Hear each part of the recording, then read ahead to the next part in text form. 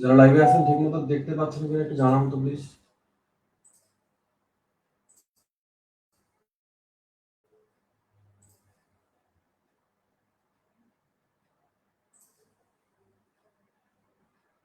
যারা লাইভে আছেন ঠিক মতো দেখা যাচ্ছে কিনা একটু জানান।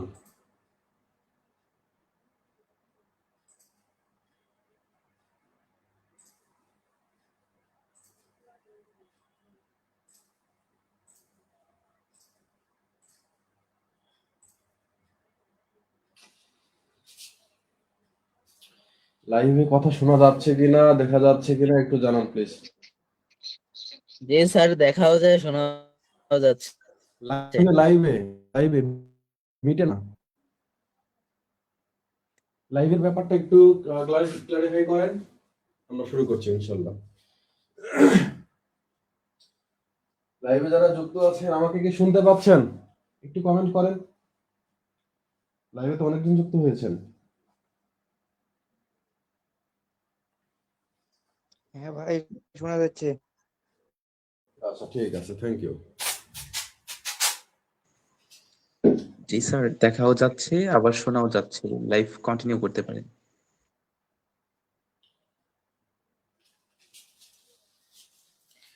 আসসালামু আলাইকুম, কেমন আছেন আপনারা?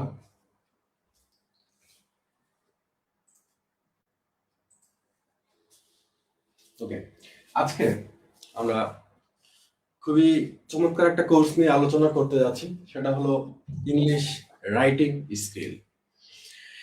English writing skill. আমরা ডে টু ডে লাইফে যত পড়াশোনাই করি, যত কিছুই জানি, যদি আমাদের রাইটিং স্কিল ভালো না হয় তাহলে আমরা আসলে পরীক্ষায় ভালো রেজাল্ট কখনোই করতে পারি না, তাই না? তো আমাদের রাইটিং স্কিল ভালো করতে হবে, অনেক ভালো করতে হবে। তো আজকে আমরা সেই কোর্স নিয়ে কথাবার্তা বলবো। ফার্স্ট ইয়ারের এটা অনেক গুরুত্বপূর্ণ একটা কোর্স, এবং একই সাথে শুধু ফার্স্ট ইয়ার না, রাইটিং স্কিল ভালো না হলে ওই যে বললাম আপনার এটা ভালো করতেই লাগবে।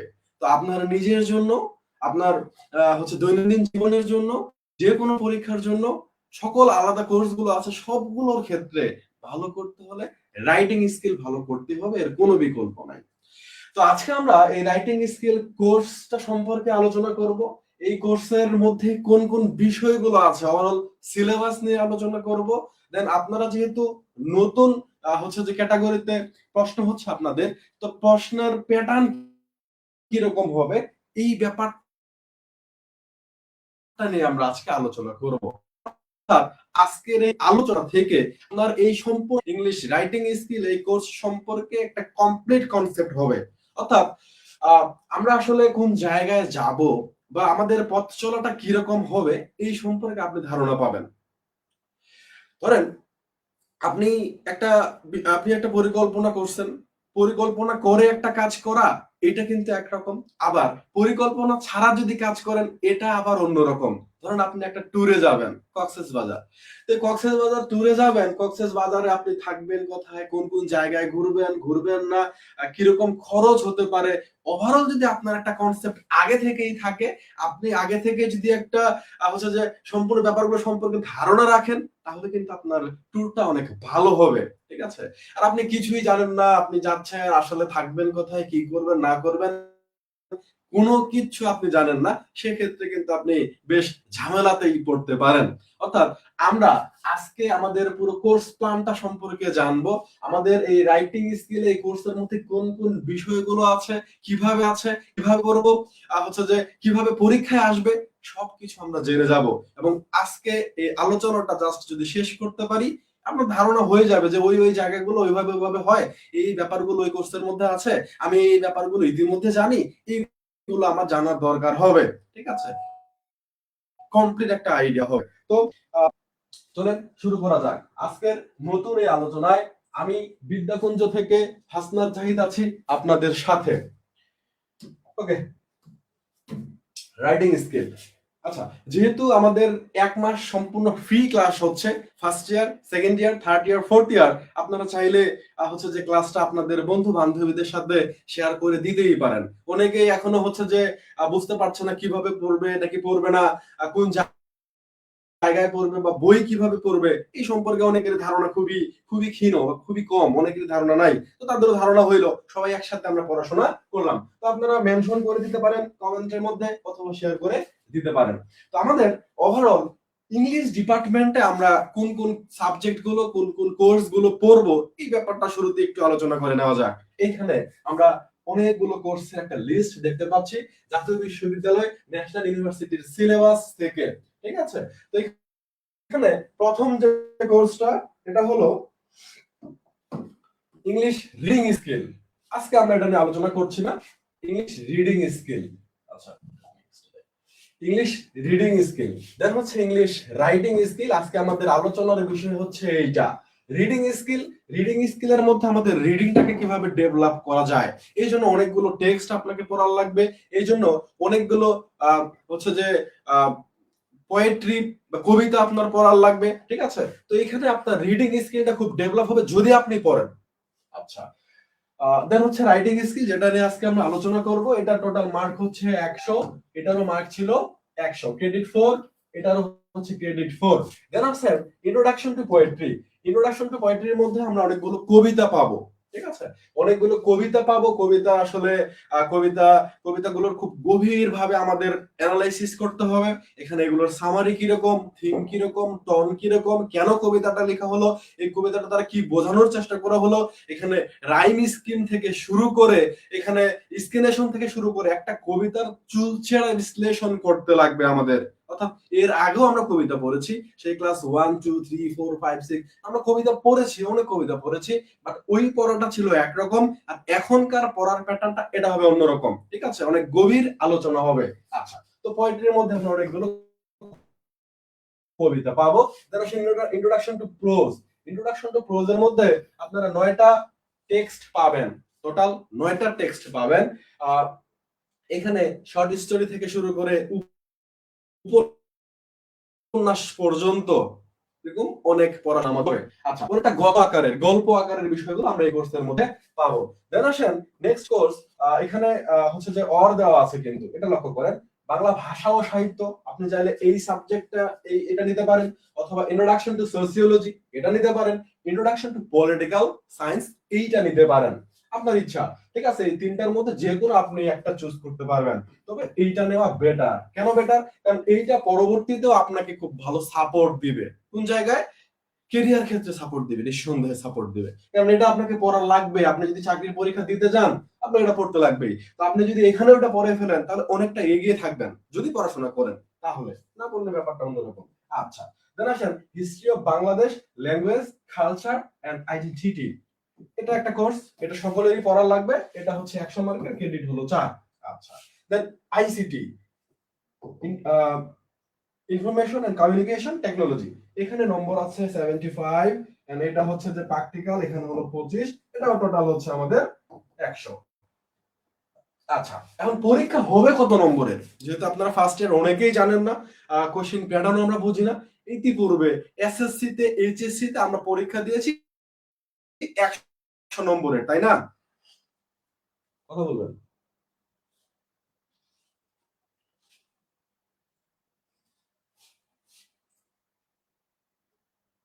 100 নম্বরের পরীক্ষা দিয়েছি না আমরা? আচ্ছা, হয়তো বা আপনার পরীক্ষার কথা ভুলেই গেছেন। হ্যাঁ, কত নম্বরের পরীক্ষা ছিল? 100 ছিল, 75 ছিল, এরকম ছিল না?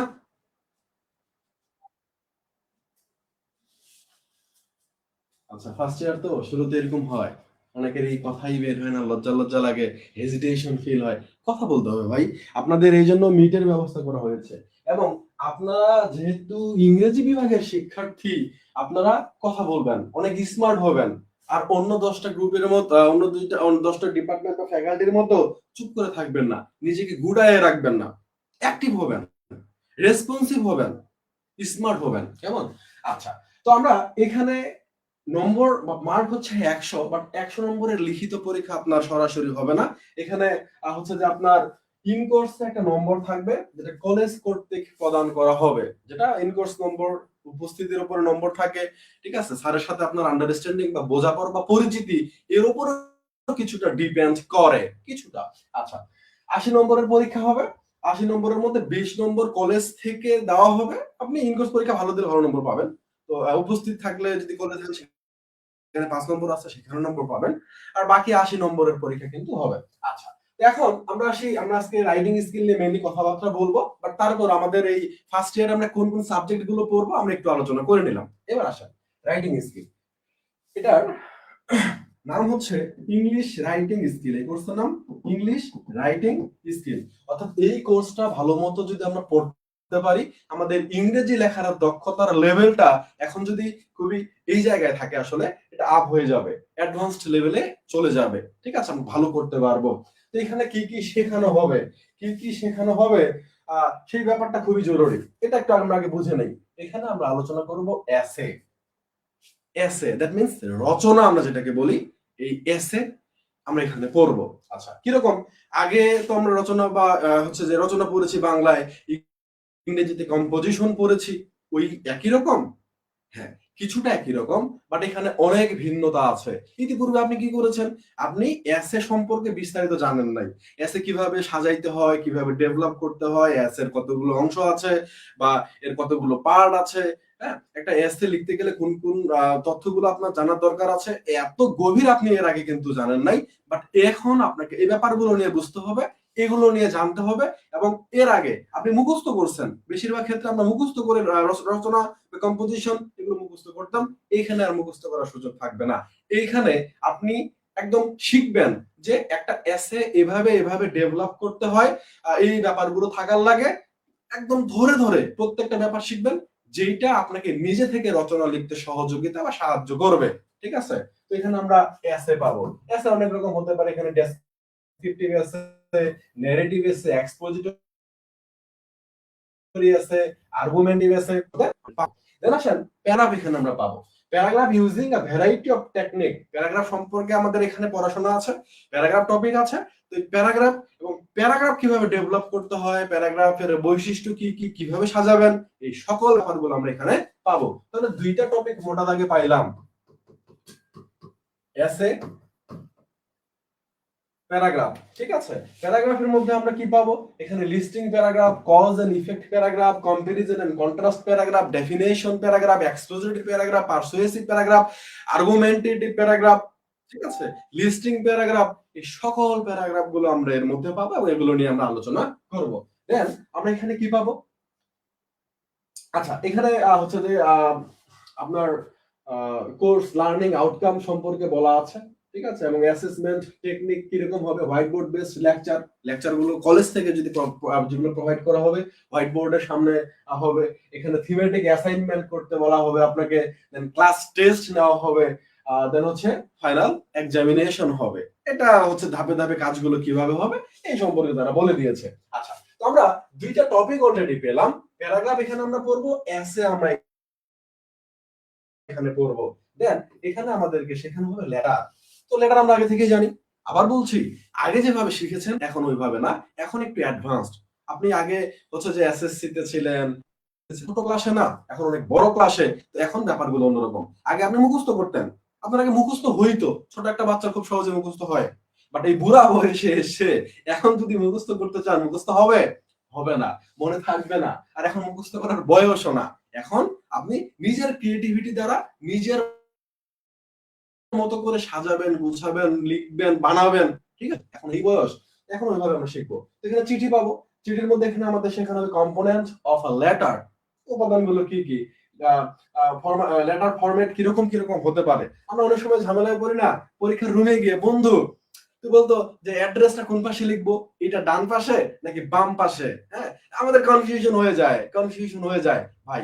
এই কনফিউশন চিরতরে দূর হয়ে যাবে। আপনি এখানে লেটারের ফরম্যাট শিখবেন। অনেক ফরম্যাট হতে পারে, আপনি কোনটা অ্যাপ্লাই করবেন এটা আপনার ব্যাপার, বাট এই ফরম্যাট গুলো এখানে আপনাকে শেখানো হবে। অনেকগুলো ফরম্যাট, অনেক অনেক। আচ্ছা, দেন টাইপস অফ লেটার। লেটার কিরকম টাইপ হতে পারে, এখানে অনেক অনেক রকমের লেটার হতে পারে, ফর্মাল, ইনফর্মাল, পার্সোনাল। আপনি দেখা গেছে যে প্রফেশনাল ক্ষেত্রে লিখছেন, একাডেমিক ক্ষেত্রে লিখছেন, বন্ধুর কাছে লিখছেন, বিভিন্ন বিভিন্ন রকম হতে পারে। এই সবগুলো লেটার এখানে আমাদের আলোচনা করা হবে। আচ্ছা, জব অ্যাপ্লিকেশন বা কভার লেটার যেটাকে বলা হয় সেটা, inquiry letter, order letter, claim and adjustment letter, complain letter. ঠিক আছে? এগুলো যদি একটু এক্সপ্লেইন করি, জব অ্যাপ্লিকেশন তো আমরা অলরেডি জানি, আমরা লিখেছি, বাট ইনকোয়ারি লেটার একটা জিনিস, একটা ব্যাপার সম্পর্কে তথ্য জানার জন্য আপনি একটা লেটার লিখছেন, এটা হতে পারে একটা অর্ডার দিচ্ছেন, আপনি কোনো কিছু একটা অর্ডার করবেন সেজন্য। আবার ক্লেম এর অ্যাডজাস্টমেন্ট, ধরেন আপনার একটা প্রোডাক্ট কিনছেন, সাধারণত একটা প্রোডাক্ট কেনার পরে এটা যদি ড্যামেজ হয়, এই ড্যামেজটার জন্য আপনি ওয়ারেন্টি আছে আপনার, তো আপনি ক্লেম করছেন। বা এটা ভেঙে গেছে, আপনি একটা অনলাইনে অর্ডার দিয়েছিলেন, আপনার আস্তে আস্তে এটা ভেঙে গেছে, তো আপনি যে ক্লেম করলেন, তার সাথে টাকা হয়তো বা ব্যাক দিল, বা ওই প্রোডাক্টটা নিয়ে আপনাকে নতুন প্রোডাক্ট পাঠিয়ে দিল, তাহলে ক্লেম দেন অ্যাডজাস্ট করছে আপনার সাথে কোম্পানি, যে অ্যাডজাস্ট করে নিচ্ছে যে টাকা দিয়ে অথবা নতুন প্রোডাক্ট দিয়ে, এই ব্যাপারটাকে বলা হচ্ছে ক্লেম এন্ড অ্যাডজাস্টমেন্ট। আপনি এখানে কমপ্লেন করতে পারেন, দেখা যাচ্ছে বিদ্যুৎ থাকতেছে না বর্তমান সময়ে, আপনি অভিযোগ জানাইতে পারেন, অভিযোগ জানাই যে চিঠি, এটাকে বলা হচ্ছে কমপ্লেন লেটার। এগুলো নিয়ে আমরা অনেক ডিটেইল আলোচনা করব এই কোর্সের মধ্যে।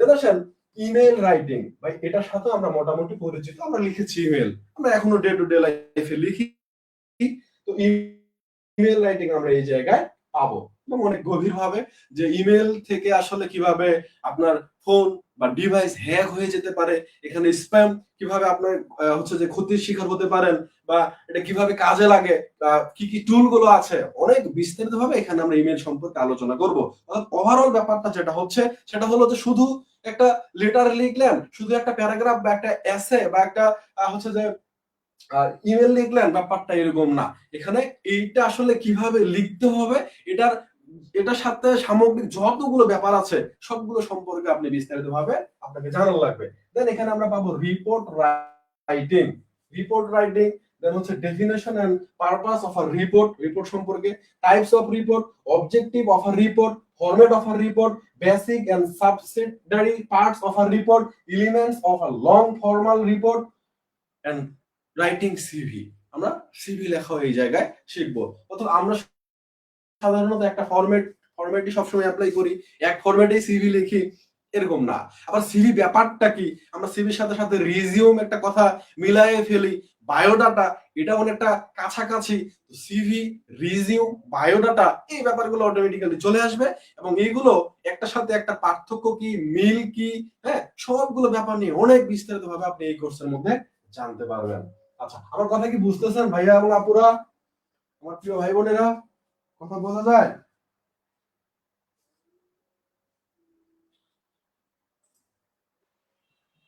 হ্যাঁ, বোঝা যায়। আচ্ছা, যাক, মাইন ভাই লিস্ট কথা বলছে, ধন্যবাদ ভাই।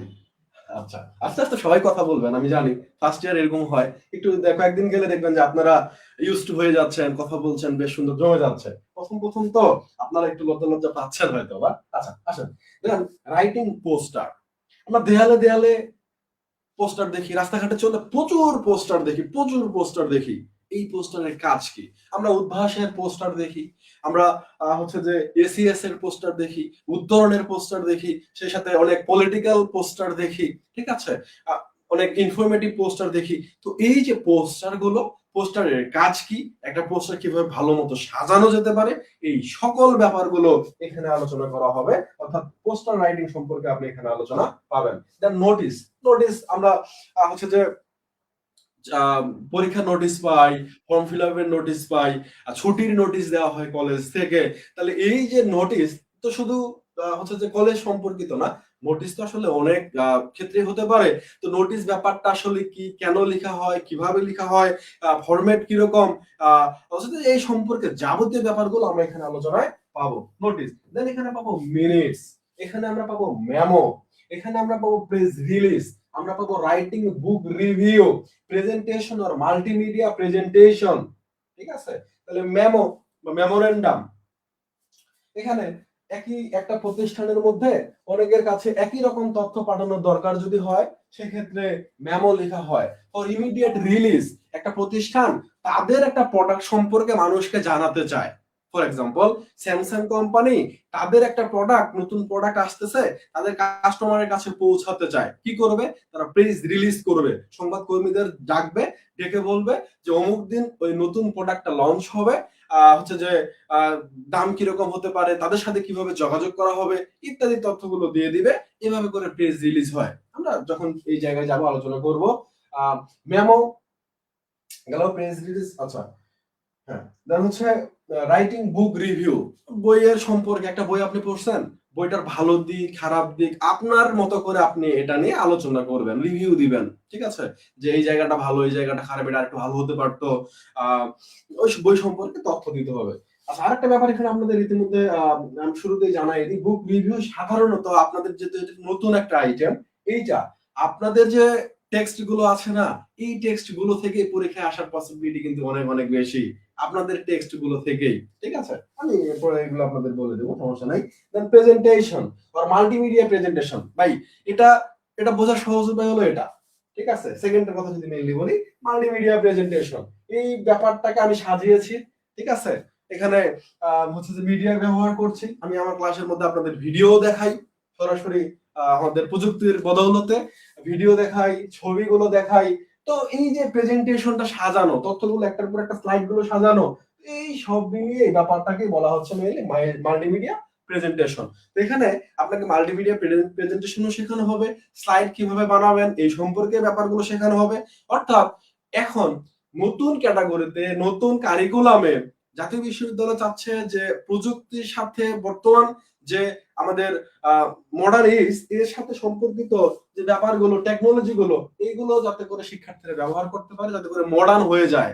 অনেক শিক্ষার্থী আছে মাস্টার্স কমপ্লিট হয়ে গেলেও নিজের রেজাল্টটা নিজে দেখতে পারে না। ওই জানি না আপনারা বিশ্বাস করবেন কিনা, কিছুদিন আগে মাস্টার্সের রেজাল্ট হইলো, তো আমরা আমাদের কাজ করছিলাম অফিস কক্ষে, সেখানে একজন মাস্টার্স পরিচিত ছেলে ও এসে বলছে রেজাল্ট দেখতে পারে নাই। মাস্টার্স এর পরে রেজাল্ট নিজে দেখতে পারে না, মানে আমি একটু অবাকই হইলাম। তো এটা শুধু একজনের গল্প না, এটা অনেকেরই ব্যাপার। আপনাদের মধ্যে অনেকে আছে যে রেজাল্ট দিছে রেজাল্ট দেখতে পারে না, হচ্ছে যে একটা নোটিশ একটা একটা ওয়েবসাইটে প্রকাশ হয়েছে এটা দেখতে পারে না, একটা অ্যাপ্লাই করবে এটা নিজে থেকে করতে পারে না, ঠিক আছে। এতটা ব্যাকডেটে থাকা যাবে না। ওই মোবাইল নিয়ে শুধু ফেসবুকিং করলেন, রিলস ভিডিও টিকটক ভিডিও দেখলেন, হয়ে গেল, ব্যাপারটা এরকম না। এই ব্যাপারগুলো আপনাকে জানতে হবে, শিখতে হবে, বুঝতে হবে, ঠিক আছে। এগুলো আপনার শেখা কিন্তু খুবই খুবই জরুরি। শুধু এই ফোন এমনি এমনি দেখলেন সময় নষ্ট করলেন তাহলে কিন্তু হইলো না, অনেক পিছিয়ে যাবেন। আপনি একটা ফটো বানাইতে পারেন না, এখন তো আগে আমরা ছবিগুলো বানাইতাম, এই ছবি বানাইতে গেলে আমাদের প্রচুর পরিশ্রম করার লাগতো, এখন কিন্তু অনেক সহজ হয়ে গিয়েছে, ঠিক আছে। আপনি পাওয়ার পয়েন্ট ইউজ করে খুব সহজেই ছবি বানাইতে পারেন। আবার হচ্ছে যে এখন যে এআই টেকনোলজি আমরা বলতে পারি, তো এখানে জিমিনি ব্যবহার করতে পারেন, চ্যাট জিপিটি ব্যবহার করতে পারেন। এগুলো ঠিকঠাক ব্যবহার জানতে হবে, এগুলো ব্যবহার করেও কিন্তু আমরা হচ্ছে যে এই কাজগুলো করতে পারি, ঠিক আছে। তো এগুলো আপনাকে শিখতে হবে। আপনি শুধু ওই ফোন ফেসবুক করলেন, মেসেঞ্জার চালাইলেন, তাইলে আপনি ব্যাকডেটেড থেকে যাবেন, পরে এক সময় আপনি হারাইয়ে যাবেন, যুগের সাথে তাল মিলাইতে পারবেন না। আচ্ছা, দেন আমাদের এখানে ফাইনালি প্রেজেন্টেশন থাকবেই, multimedia presentation, PowerPoint presentation.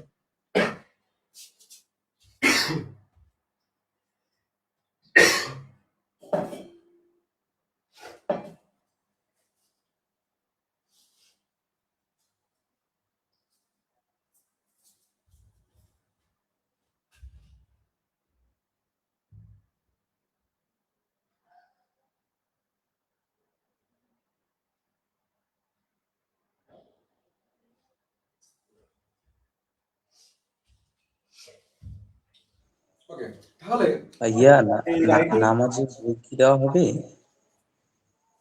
আহ, নামাজ নামাজ তো আসলে আমাদের এই জায়গায় আজান হয় 8:30টার দিকে, আহ, নামাজ হয় 9:45টার দিকে, ঠিক আছে। এক এক জায়গায় এক এক রকম। খুব জি। বেশি সময় নিব না আজকে, প্রথম দিন আর একটু কথাবার্তা বলে আজকে শেষ করব, ঠিক আছে। আমরা জাস্ট সিলেবাসটা বুঝে নেই। আর যদি আপনার ওই জায়গায় নামাজের সময় হয়ে যায়, ক্লাস রেকর্ড থাকবে, আপনি যেতে পারেন, পরে আবার দেখে নেবেন, সমস্যা নেই। আচ্ছা, ওকে, ফাইন, থ্যাংক ইউ। তো এই হলো আমাদের ইংলিশ রাইটিং স্কিলের আলোচ্য বিষয়। এর মধ্যে তাহলে আমরা মোটা দাগে কি কি পাবো? এখানে আমরা পাবো প্যারাগ্রাফ, আমরা যদি সবাই রিপিট করি আমার সাথে সাথে, এখানে আমরা কি পাবো? এখানে আমরা পাবো প্যারাগ্রাফ, এখানে আমরা আর কি পাবো? প্যারাগ্রাফ,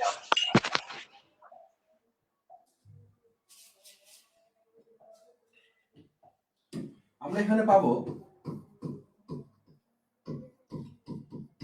প্যারাগ্রাফ, আমরা এখানে পাবো একদম মুখস্থ করে ফেলেন ভাই, সিলেবাস মুখস্থ থাকা চাই। সিলেবাস যে জানবে না ওর হচ্ছে যে আসলে ও ওর দ্বারা ভালো কিছু সম্ভব না।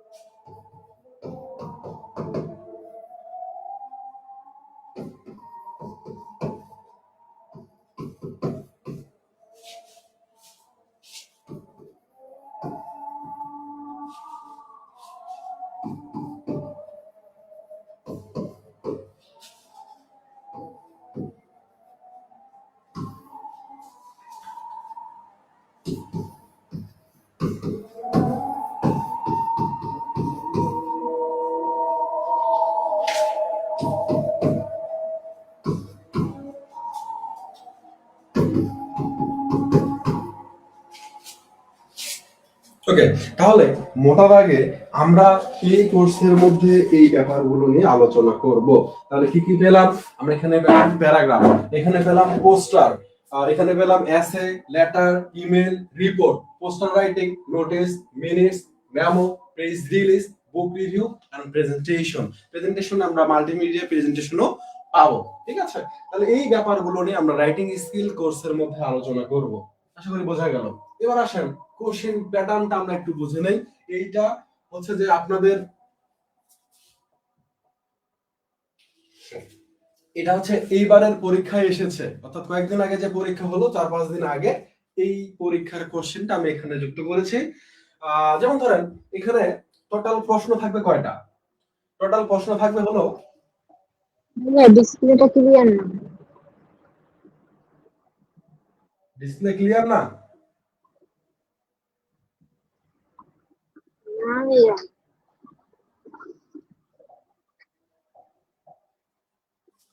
মানে কম দেখা যাচ্ছে নাকি অনেক ছোট হয়ে গেছে লেখাগুলো? জি ভাইয়া, ওকে, সমস্যা নাই। ঘোলা ঘোলা দেখা যাইতেছে। দেখেন তো এবার বোঝা যায় নাকি? হ্যাঁ এবার ঠিক আছে। জি ভাই, বোঝা যায়।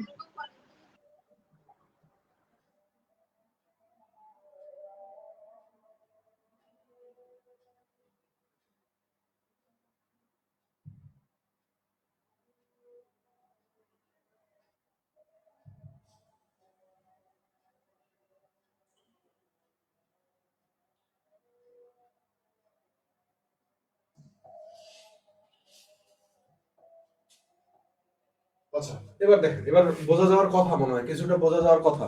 যাইতেছে কি? জি ভাইয়া, বোঝা যাচ্ছে।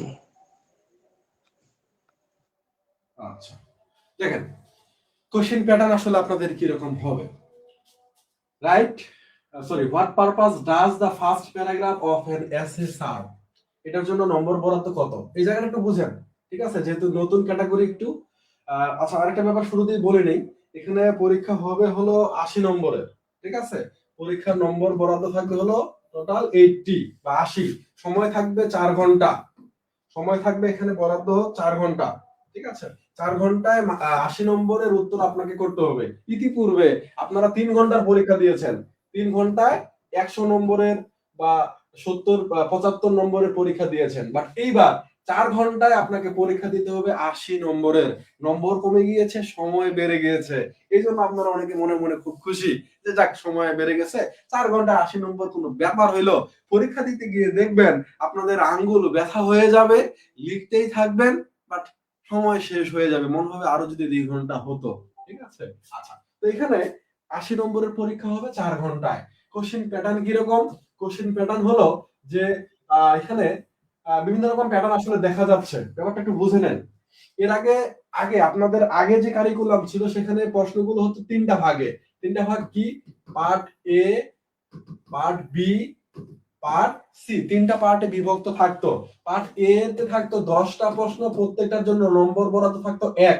ঠিক আছে, এখানে 10 নম্বর। পার্ট বি তে হচ্ছে যে 5টা প্রশ্নের উত্তর করতে হইতো, প্রত্যেকটার জন্য নম্বর বরাদ্দ থাকতো 4, এখানে হলো 20 নম্বর। আর পার্ট সি তে থাকতো হচ্ছে যে এখানে 10টা প্রশ্ন লিখতে হইতো, সরি 5টা প্রশ্ন লিখতে হইতো, প্রত্যেকটার জন্য নম্বর বরাদ্দ 10, 50। এই 50, 20 আর 10 টোটাল ছিল 80 নম্বর। এটা হলো আগের হচ্ছে যে কোশ্চেন প্যাটার্ন, ঠিক আছে? তো আপনাদের এই কোশ্চেন প্যাটার্ন চেঞ্জ হয়ে গেছে, এখন আর এরকম না। এখন কি রকম এই ব্যাপারটা একদম বুঝে নেন শুরুতেই।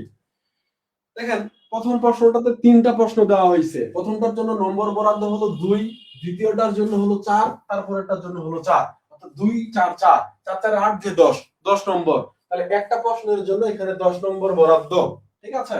দেন 2 নম্বরটা দেখেন, এখানেও ঠিক একই প্যাটার্ন, 2 4 4, ঠিক আছে, একই প্যাটার্ন। দেন চেঞ্জ হয়ে গেল 3 নম্বর প্রশ্নটাতে দেখেন, এখানে প্রশ্ন আছে 2টা, এখানে প্রত্যেকটার জন্য নম্বর বরাদ্দ হলো 5 করে, ঠিক আছে, 5 5 এ 10। আবার দেখেন 4 নম্বরটা ঠিক একই রকম ভাবে, 5 নম্বরটা দেখেন, এটা আবার 6 4, 4 নম্বর 6 নম্বর। অর্থাৎ এখানে প্রশ্নগুলো আসলে বিভিন্ন ভাবে হতে পারে। একটা প্রশ্ন আপনি যদি হচ্ছে 1 নম্বরের জন্য পড়েন, কথার কথা, যেমন এখানে প্রথম প্রশ্ন, what purpose does the first paragraph of an essay serve? একটা এসের প্রথম যে প্যারাগ্রাফটা থাকে, অর্থাৎ ইন্ট্রোডাকশন বা ইন্ট্রোডাক্টরি প্যারাগ্রাফ, এই ইন্ট্রোডাক্টরি প্যারাগ্রাফের উদ্দেশ্যটা আসলে কি, ঠিক আছে? তাহলে এটা 2 নম্বর বলছে। তো 2 নম্বরের জন্য আপনি কি লিখবেন? একটা ইন্ট্রোডাক্টরি প্যারাগ্রাফের 2টা পার্ট থাকে, একটা হলো জেনারেল স্টেটমেন্ট আর একটা হলো থিসিস স্টেটমেন্ট। জেনারেল স্টেটমেন্টের কাজ হলো যে ব্যাকগ্রাউন্ড কোনো ইনফরমেশন থাকে যদি সেটা প্রোভাইড করা, দেন অডিয়েন্সের অ্যাটেনশন ক্যাচ করা বা গ্র্যাব করা, এটা গেল আমাদের জেনারেল স্টেটমেন্টের কাজ। আমরা বলছি ইন্ট্রোডাক্টরি প্যারাগ্রাফের 2টা পার্ট থাকে, general statement, thesis statement. General statement বুঝলাম, এবার থিসিস স্টেটমেন্ট। থিসিস স্টেটমেন্টের কাজ হলো পুরো এসেটা জুড়ে আপনি কিভাবে আলোচনা করতে যাচ্ছেন, পুরো এসেটার আলোচ্য বিষয় কি, পুরো এসেটার সেন্ট্রাল থিম বা মেইন আইডিয়া কি, এটা প্রোভাইড করা, ঠিক আছে? এই হলো কাজ। তো 2 নম্বরের জন্য এতটুকুই কিন্তু এনাফ, 2 নম্বরের জন্য এতটুকু এনাফ। এখন এই প্রশ্নই যদি 4 নম্বরের জন্য দিত, তাহলে এই ব্যাপারটাকে আরো বেশি এক্সপ্যান্ড করে এক্সাম্পল দিয়ে দিয়ে লিখতে হতো। এইটা যদি 6 নম্বর দেওয়া হয়, তাহলে এটাকে আরো বেশি এক্সপ্যান্ড করে লিখতে আপনাকে হবে। তাহলে একটা ব্যাপার আপনাকে যদি বিস্তারিতভাবে না জানানো হয় বা আপনি যদি না শিখেন, তাহলে আপনি এই কোশ্চেন প্যাটার্নে নিজেকে খাপ খাইয়ে নিতে পারবেন না। আপনাকে বিস্তারিত জানতে হবে, কারণ এই সাজেশন ভিত্তিক পড়াশোনা আর কিছু প্রশ্ন জাস্ট পড়লেন ওইভাবে পড়াশোনা করলে হবে না, আপনাকে বুঝতে হবে, কারণ পরীক্ষার রুমে গিয়ে কোন প্রশ্নের জন্য কত নম্বর বরাদ্দ থাকবে এটা বলা কোয়াইট ডিফিকাল্ট, ঠিক আছে? আচ্ছা, তাহলে এটা বোঝা গেল। দেন একটা প্রশ্নের জন্য 10 নম্বর বরাদ্দ কিন্তু থাকতে পারে, যেমন এখানে 6 নম্বর, 7 নম্বর, 8 নম্বর, প্রতিটার জন্য 10 নম্বর করে বরাদ্দ আছে। আচ্ছা, ওকে, আমাদের যে 2 4 5 নম্বরের যে কোশ্চেন গুলো, এগুলো কতটুকু মানে পেস করে লিখতে হবে? ভালো প্রশ্ন করছেন, ভালো প্রশ্ন করছেন। আমি জাস্ট এটা বলে নেই, এইটুকু একটু দেখাই দেই, আপনি প্রশ্নটা আমাকে একটু পরে আবার করবেন, মনে করাই দিবেন, আমি বলবো, ঠিক আছে? ভালো প্রশ্ন করছেন, আমি একটু পরে বলে ওটাতে। আচ্ছা, 9 নম্বরটা দেখেন, এটার প্যাটার্ন হচ্ছে 5 5 5 5 10। দেন হচ্ছে 10 নম্বরটা দেখেন, এটার জন্য নম্বর বরাদ্দ হচ্ছে 10। আচ্ছা, দেন আবার দেখেন 5 5 4 6, এটা হলো কোশ্চেন প্যাটার্ন। এবার আমি একটু আপনাদের প্রশ্নগুলো পরে শোনাতে চাই, জাস্ট আপনাদের একটা ধারণা হবে যে কিভাবে প্রশ্নগুলো আসে। আচ্ছা, what purpose does the first paragraph of an essay serve? একটা এসের যে প্রথম প্যারাগ্রাফ থাকে, এইটার উদ্দেশ্য আসলে কি, কেন এটা লেখা হয়, ঠিক আছে? Then B number, distinguish between a descriptive essay আর ন্যারেটিভ এসে। একটা ডেসক্রিপটিভ এসে আর একটা ন্যারেটিভ এসের মধ্যে পার্থক্য কি, এটা নিয়ে আলোচনা করতে বলা হয়েছে। Then what are the function of an argumentative essay. তাহলে এইখানে নাম্বার 1, এই কোশ্চেনটা টোটালি কোন টপিক থেকে হয়েছে বলেন তো? এসে থেইকা।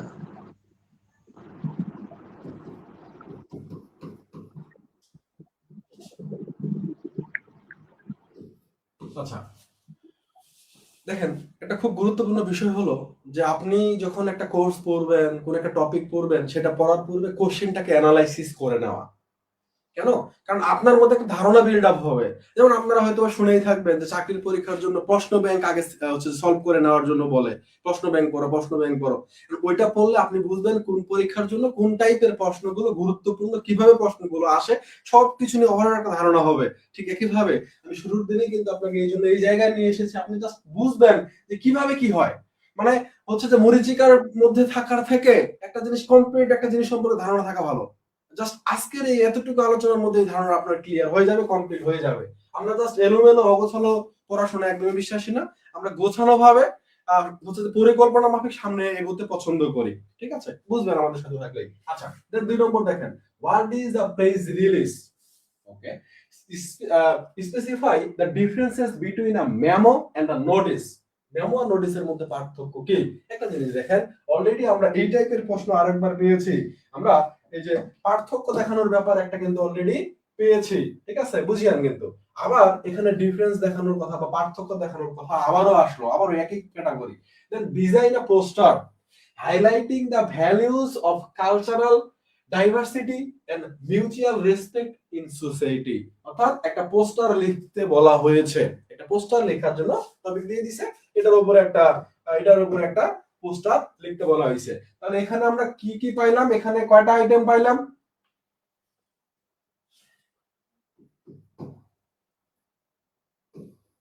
প্রেস রিলিজ পাইছি। এই প্রশ্নের উত্তর করতে গেলে আপনাকে মেমো জানতে হবে, এটার আনসার করতে গেলে আপনাকে নোটিশ জানতে হবে, এটার আনসার করতে গেলে আপনাকে কি জানতে হবে? পোস্টার জানতে হবে।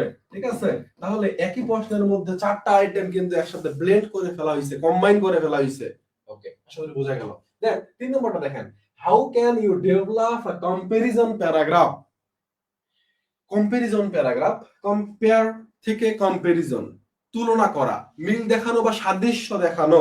একটা কম্পেয়ার বা কম্পারিজন প্যারাগ্রাফ হলো দুইটা ব্যাপারের ক্ষেত্রে সাধারণত সাদৃশ্য দেখানোর ক্ষেত্রে হয়। ঠিক আছে, তো এইখানে এই প্যারাগ্রাফটা আপনি কিভাবে ডেভেলপ করবেন একটু হিন্টস দিয়ে দেই।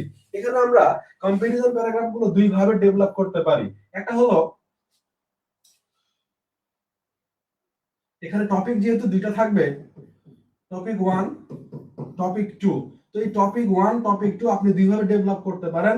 একটা হলো যে একটা টপিক 1 এর জন্য একটা সেন্টেন্স লিখতেছেন, এটার সাথে মিল দেখিয়ে টপিক 2 এর জন্য আরেকটা সেন্টেন্স লিখতেছেন। ঠিক আছে, মিল দেখিয়ে। তো এভাবে একটার সাথে একটা মিল দেখিয়ে দেখিয়ে গ্রাজুয়ালি সামনের দিকে এগোনো যায়। আর একটা হলো যে টপিক 1 সম্পর্কে আপনি আগে অনেকগুলো কথা বলে নিলেন, দেন টপিক 2 সম্পর্কে অনেকগুলো কথা ওটার সাথে মিল দেখিয়ে দেখিয়ে বলতেছেন। এভাবে করেও ডেভেলপ করা যায়। এগুলো নিয়ে আমরা বিশদ আলোচনা করব ইনশাআল্লাহ, সমস্যা নাই। অনেক ভালোভাবে আমরা এগুলো শিখতে পারবো আশা করছি। আচ্ছা, তাহলে এখানে আমরা এই ব্যাপারটা পেলাম। তাহলে কিভাবে ডেভেলপ করব এটা? Okay, fine. What are the similarities between paragraph and essay? Paragraph আর এসে এর মধ্যে সিমিলারিটিজ কি? ভাই, এর আগে আমরা পার্থক্য নিয়ে দুইটা প্রশ্ন পেয়েছি, এইবার সিমিলারিটিজ বা মিল কি, সাদৃশ্য কি, এইটা নিয়ে আরো একটা প্যারাগ্রাফ পেলাম, প্রশ্ন পেলাম। আচ্ছা, দেন আসেন discuss the advantages of email. ইমেইলের সুবিধাগুলো কি কি? আচ্ছা, then write an email to warn your teachers of the department requesting him or her for a recommendation letter. একটা ইমেল লেখার জন্য বলা হয়েছে। তাহলে এই প্রশ্নটা টোটালি হলো আমাদের ইমেল থেকে। আচ্ছা, দেন 5 নম্বরটা দেখেন, what are the purposes of PowerPoint presentation? PowerPoint প্রেজেন্টেশনের উদ্দেশ্য কি? ওকে, দেন your college has observed the birth anniversary of Shere Bangla AK Fazlul Haque. Now write a press release on the program. Press release লিখতে বলা হয়েছে। তাহলে এখানে একসাথে দুইটা আইটেমকে ব্লেন্ড করা হয়েছে। একটা হলো আমাদের, এখানে একটা আইটেম হলো আমাদের পাওয়ার প্রেজেন্টেশন, আর একটা হলো আমাদের এখানে প্রেস রিলিজ। ঠিক আছে, এখানে আমরা দুইটা আইটেম পেলাম। দেন আসেন write a paragraph on features of reading literature. সরাসরি প্যারাগ্রাফ লিখতে বলা হয়েছে। Then write an essay on importance of need based higher education. সরাসরি এসে লিখতে বলা হয়েছে। Then write a report for a daily newspaper on the freshers reception health in your department. আপনাদের কিছু জায়গায় নবীনবরণ হইলো না, তো এটার উপরে একটা রিপোর্ট লিখতে বলা হয়েছে সরাসরি। তাহলে এগুলো হচ্ছে রাইটিং পার্ট। আচ্ছা, দেন আসেন distinguish between formal letter and informal letter. Formal letter informal লেটারের মধ্যে পার্থক্য, আবার পার্থক্য কিন্তু বুঝিয়েন। Okay, write a letter to your younger brother or sister advising him or her on the importance of having good friends. ভালো বন্ধু থাকার গুরুত্ব নিয়ে একটা চিঠি লিখতে বলা হয়েছে। এটা ফর্মাল নাকি ইনফর্মাল? ফর্মাল নাকি ইনফর্মাল? এতটুকু পারা উচিত আপনাদের, দেখি কয়জন পারে। ফর্মাল নাকি ইনফর্মাল? কেন ইনফর্মাল?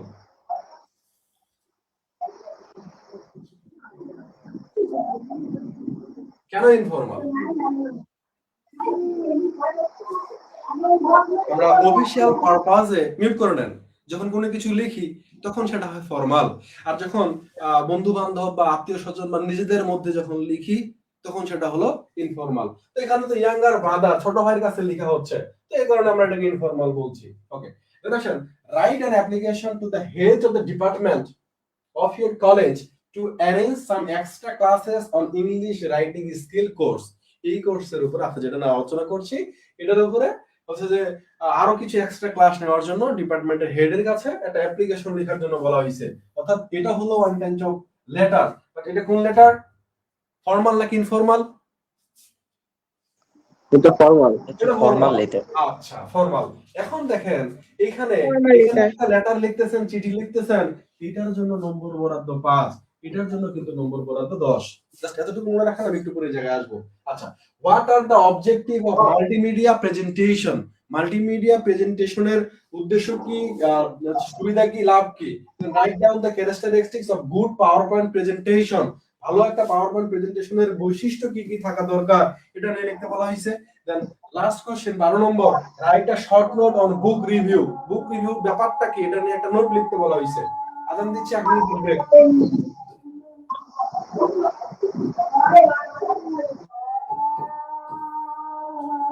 এক মিনিট ব্রেক।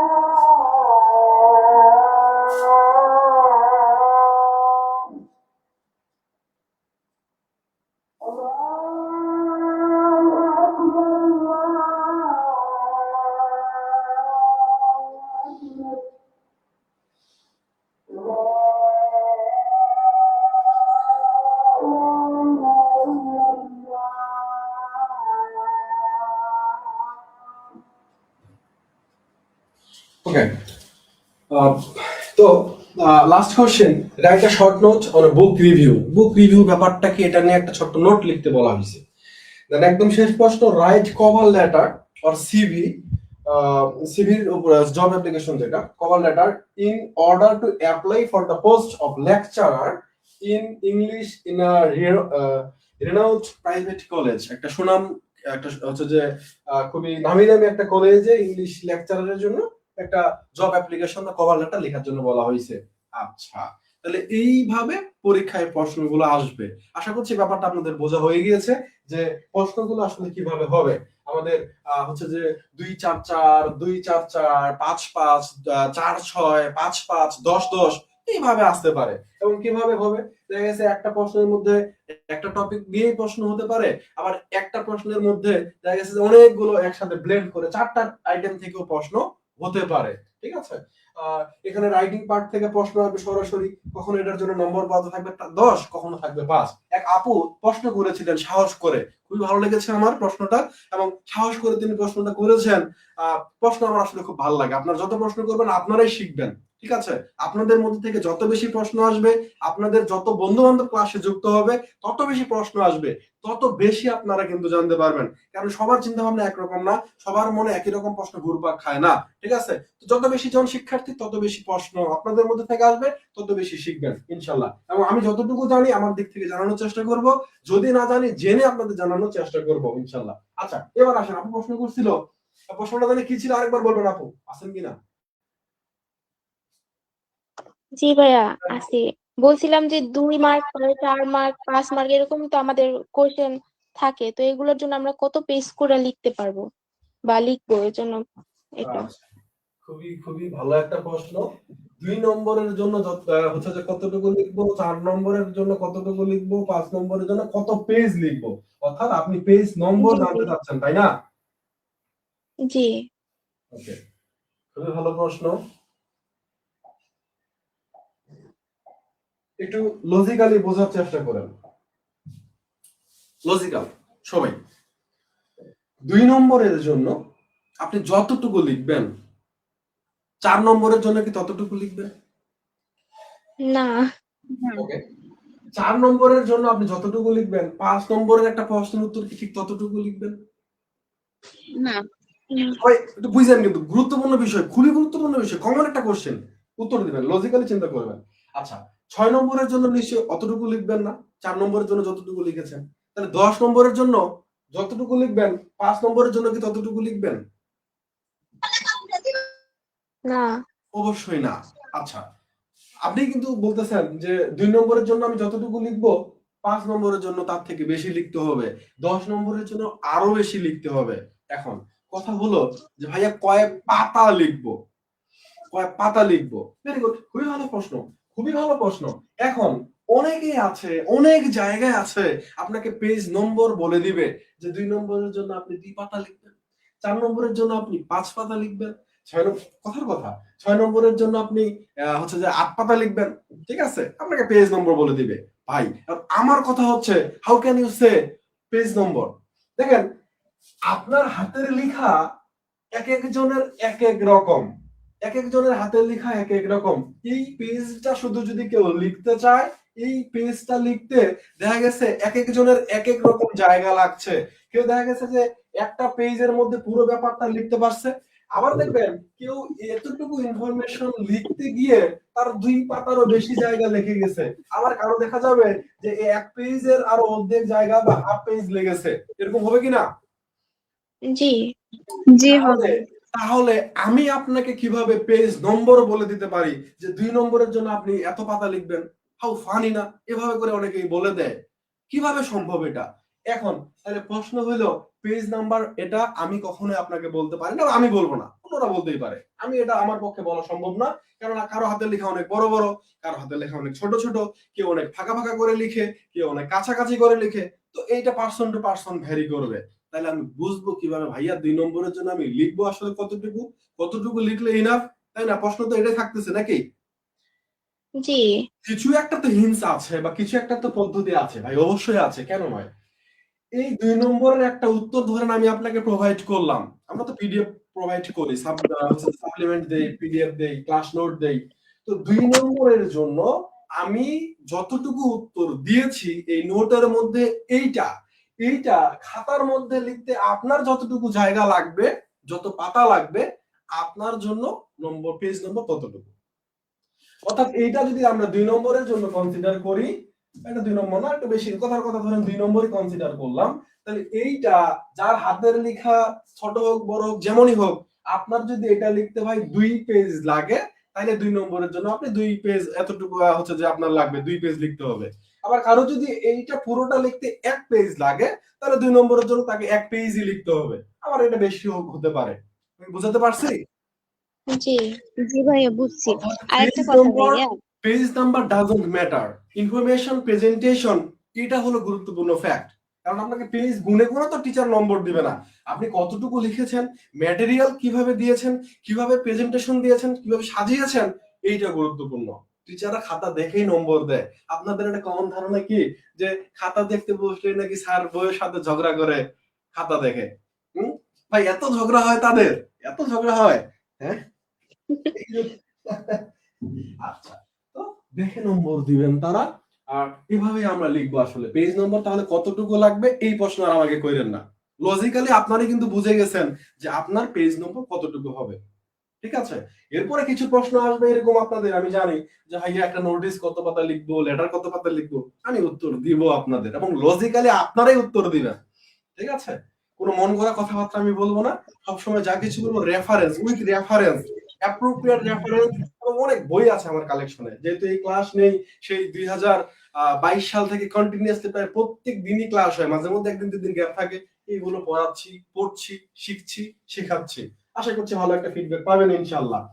আচ্ছা, তাহলে ভাইয়া আর হচ্ছে আরেকটা কোশ্চেন, হ্যাঁ বলেন। আরেকটা হচ্ছে যে 1 নাম্বার থেকে মনে করেন এ তে হচ্ছে 2 নং, মানে 2 নাম্বার দিবে, আর বি তে হচ্ছে 4 নাম্বার দিবে। তাহলে আমি যদি 1 নাম্বার থেকে 1 দিই মানে এ দিই, আর বি থেকে যদি মনে করেন এ দিই, এরকম দিলে কি আমার মার্কস দিবে নাকি শুধু 1 নং এর এ বি সি তিনটেই দেওয়া লাগবে? আচ্ছা, আপনি যেটা বলতে চাচ্ছেন ভাইয়া 1 নম্বরে আমি শুধু এ আর বি দিব, সি নাম্বারটা দিব না, তাহলে আমাকে কেউ হ্যাঁ। নম্বর দিবে এরকম নাকি? জি ভাই এরকম। ওকে, ভেরি হ্যাঁ। বুঝছেন, আপনার এখানে পুরো প্রশ্নটা 1 নম্বর প্রশ্নে 3টা প্রশ্ন, অর্থাৎ এটা পুরোটাই একটাই প্রশ্ন, এখানে 3টা প্রশ্ন আমরা আছে।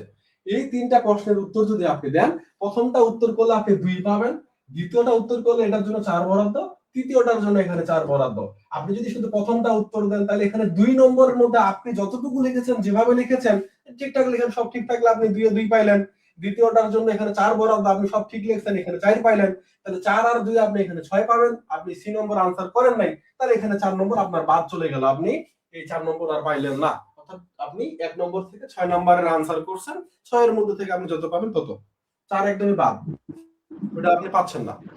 এখন আপনি যদি মনে করেন যে ভাইয়া এইটার আমি সি পারি নাই, আমি অন্য একটা জায়গা থেকে এটা কভার করব, তাইলে হবে কিনা অনেকে ভাবতে পারেন, এটা একদমই হবে না।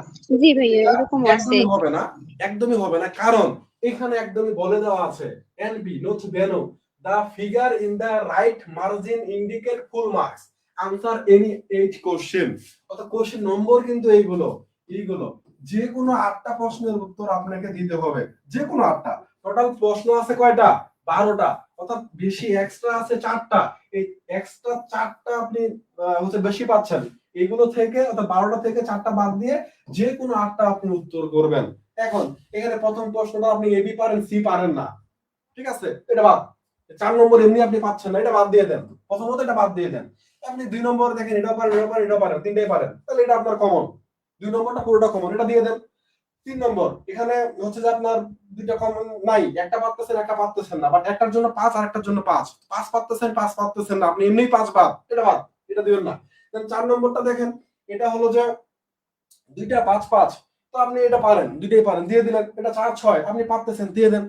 হ্যাঁ, দেন হচ্ছে যে এটা 10 10 করে আছে, পারলে দিলেন, না পারলে দিলেন না, ঠিক আছে। তো দেখবেন এভাবে করে, যেমন এখান থেকে এখন আপনার ভাই কমনই নাই, এবং এইটা থেকে আপনি প্রথমটা পারেন না, বুক রিভিউ পারেন না, এটার জন্য 4 নম্বর বরাদ্দ, আর পরেরটার জন্য 6, বাকিগুলো আর কমন হচ্ছে না, আপনি মিলাইতে পারছেন না, তাহলে এইখানে আপনি সব থেকে বেশি নম্বর পাচ্ছেন, 6 নম্বর উত্তর করতে পারতেছেন, 4 নম্বর বাদ দিতেই হচ্ছে আপনাকে, তখন আপনি এই জায়গায় দেন। আবার ঠিক একই ভাবে এখানে আপনি 2টা পারেন, এই 2টা পারেন, প্রথমটা পারেন না, অর্থাৎ 8 নম্বর আনসার করতে আপনি সক্ষম, 2 নম্বর পারতেছেন না, হচ্ছে না, আর অন্যগুলোর সাথে আপনি মিলাই দেখতেছেন যে এটাই হলো বেস্ট চয়েস, তো আপনি এখানে 8 নম্বর উত্তর করলেন, 2 নম্বর আপনাকে ছেড়ে দিতেই হইলো, ঠিক আছে। এভাবে আপনি বেস্ট যে 8টা আপনার কমন, এই 8টা খুঁজে আপনি উত্তর করবেন। বুঝতে পারছি? জি ভাইয়া বুঝছি। ওকে, নেক্সট ভাইয়া আমার একটা কোয়েশ্চেন ছিল, যদি একটু জাহিদ ভাই, জিহাদ ভাই, হ্যাঁ বলেন জি অবশ্যই। ভাইয়া, আমার কোয়েশ্চেনটা হচ্ছে ন্যাশনাল ইউনিভার্সিটির কোয়েশ্চেন স্ট্যান্ডার্ড নিয়ে। হ্যাঁ, আপনি তো বলেছিলেন যে ওই যে ন্যাশনাল ইউনিভার্সিটির কোয়েশ্চেন স্ট্যান্ডার্ডে আমরা দেখেছিলাম এবার ব্যতীত গত ইয়ারে যেভাবে পরীক্ষা হয়েছে সেটা হচ্ছে শর্ট কোয়েশ্চন, ব্রিফ, তারপর হচ্ছে ব্রড কোয়েশ্চন আকারে। তো জি এবারে কিন্তু একটু ব্যতিক্রম হয়েছে, তাই না? জি জি জি এখন আমরা তো 2025-26 সেশনের, অর্থাৎ আমাদের পরীক্ষাটা হবে 2027 সালে। জি তাইলে যদি 2027 সালে আমাদের পরীক্ষাটা হয়, তাইলে আমরা কি এখন এই যে মানে এখন যে এবার 2025-26 সেশনে যে পরীক্ষাটা প্রশ্ন প্যাটার্ন ওনারা ফলো করছে, আমরা কি এই প্যাটার্নটাই ফলো করব নাকি বিগত আগের গুলা ফলো করব? আচ্ছা, খুবই ভালো প্রশ্ন, খুবই ভালো প্রশ্ন। সিলেবাস চেঞ্জ হলো আপনাদের যারা ইমিডিয়েট সিনিয়র যারা পরীক্ষা দিচ্ছে তাদের সময় থেকে। এবার সিলেবাস যখন চেঞ্জ হয়, প্রশ্ন প্যাটার্ন যখন, তখন কিন্তু চেঞ্জ হয়ে যায়, ঠিক আছে? তো এই প্রশ্ন প্যাটার্ন, ওই সিলেবাস ওই অনুযায়ী কিন্তু চলবে, ঠিক আছে? এখন আপনাদের জন্য আগের প্যাটার্ন বাদ, নতুন প্যাটার্ন জাতীয় বিশ্ববিদ্যালয় স্যাম্পল কোশ্চেন দিয়ে দিয়েছে এবং পরীক্ষা হয়ে গেল। এটা পরীক্ষার প্রশ্ন, এটা কোনো স্যাম্পল কোশ্চেন না, এটা এবারের পরীক্ষার প্রশ্ন, ঠিক আছে? এখন আপনাদের জন্য সামনের দিনগুলোতে এই প্যাটার্ন চলবে, নতুন কোনো ঘোষণা বা নোটিশ না আসা পর্যন্ত এটা এভাবেই থাকবে, এটা এখন এভাবেই চলবে, ঠিক আছে? আপনারা এই প্যাটার্ন ফলো করবেন, আগেরটা না। আগের প্রশ্নগুলো আপনারা দেখবেন, ওই প্রশ্নগুলো তো রিলেভেন্ট ভাই। এখন আপনাকে প্যারাগ্রাফ পড়ানো হয়েছে বা এসে পড়ানো হয়েছে, তো এসের মধ্যে তো এই বিষয়গুলোই আছে নাকি? ওইগুলোই আছে যে ফাংশন অফ এন এসে, ডেসক্রিপটিভ এসে আর ন্যারেটিভ এসে পার্থক্য কি, তার হচ্ছে পারপাস, ফার্স্ট প্যারাগ্রাফের পারপাস কি, বিষয় তো ওইগুলোই, তথ্য তো ওইগুলোই, জাস্ট কোশ্চেন প্যাটার্নটা একটু চেঞ্জ। আগেও এই প্রশ্নের জন্য 4 নম্বর পর্যন্ত ছিল, এখনো আছে। এই প্রশ্নের জন্য আগে 4 নম্বর পর্যন্ত ছিল, এখন 2 নম্বর। তাহলে ব্যাপারটা একটু ছোট করে লিখতে হবে, আপনি একটু বড় করে পড়ছেন, এখন ছোট করে লিখতে হবে, এই তো, নাথিং এলস। বিষয়গুলোই জি পড়া, ওইগুলোই, বুঝছি, কিছু বিষয়টা টপিক এখন অ্যাড ক্লিয়ার হয়েছে। হয়েছে। জি, হ্যাঁ জিয়াদ ভাই বলেন। বিষয়টা এখন ক্লিয়ার হয়েছে, ধন্যবাদ ভাইয়া। আচ্ছা, থ্যাংক ইউ। আর কারো কোনো প্রশ্ন? ফ্রিলি বলতে পারেন, কোনো সমস্যা নাই, যে কোনো প্রশ্ন, একাডেমিক, একাডেমিক বাইরে, রাইটিং স্কিলের বাইরে, যে কোনো সমস্যা নাই, আমি চেষ্টা করব। স্যার এই যে এই যে মানে আপনার এই কি বলে ইমেল, তারপরে লেটার, এগুলা যেগুলো আছে 10 মার্কের, এগুলা কত পেজ করে লেখা যায়? আচ্ছা, আপনি কি প্রথম থেকে ছিলেন না? ছিলাম, বাট এগুলা তো আচ্ছা, কত আমরা পেজ? আগে আগে তো লিখছি। স্যার আগে আমি আমার কথাটা শেষ করতে দেন। আগে তো এগুলা আমরা 1 থেকে 2 পৃষ্ঠার মধ্যে শেষ করছি, এখন কি এরকমই করতে হবে নাকি এক্সট্রা লিখতে পারবো? আচ্ছা আচ্ছা, পেজ নম্বর কতটুকু হবে এটার পিডিএফ আপনাদের দেওয়া হবে, সাপ্লিমেন্ট দেওয়া হবে, এটা আপনি খাতায় লিখবেন, যতটুকু হয় আপনি ততটুকুই লিখবেন ভাই, ঠিক আছে? কতটুকু লেখা স্ট্যান্ডার্ড আমি প্রোভাইড করব, ঠিক আছে? যখন আমরা টপিক করবো আমি প্রোভাইড করবো, আপনি বুঝে যাবেন, ঠিক আছে? আপনি আচ্ছা। একদম বুঝে যাবেন যে আপনার কতটুকু দরকার, কয় পেজ দরকার হচ্ছে। আচ্ছা, নেক্সট কোনো কোশ্চেন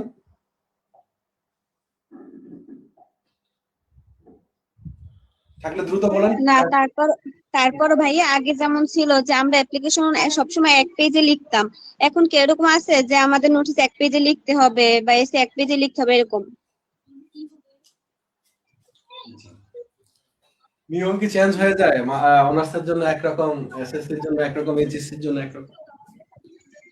না ভাইয়া, এইটাই। আচ্ছা, প্রথম কথা। দ্বিতীয় কথা হলো, অ্যাপ্লিকেশন 1 পেজে আমরা লিখতাম, লেখা বেটার, ভালো। 1 পেজেই যে লিখতে হবে এরকম কোন নিয়ম আপনি আপনার জীবদ্দশায় এতদিনের ছাত্র জীবনের অবস্থায় কোন বইয়ের মধ্যে আপনি দেখেছেন? না, এরকম তো না, কিন্তু Anyone? লেখাটা তো মানে আর বেটার অন্য হয়। কেউ, কেউ কি দেখেছেন? আপনাদের মধ্যে একজন সিঙ্গেল পারসন কেউ দেখেছেন কোন বইয়ের মধ্যে দেখা লেখা আছে এই নিয়ম? কথা বলেন, কেউ থাকলে বলেন। দেখিনি, বাট আমাদের তো ওইভাবে নির্দেশনা দেওয়া ছিল স্যার। আচ্ছা, কে নির্দেশনা দিল? না স্যার, আমাদের স্যারেরা ওইভাবে আমাদের প্রোভাইড করছে যে মানে 1 পেজ বা 2 পেজের মধ্যে করাটাই বেটার।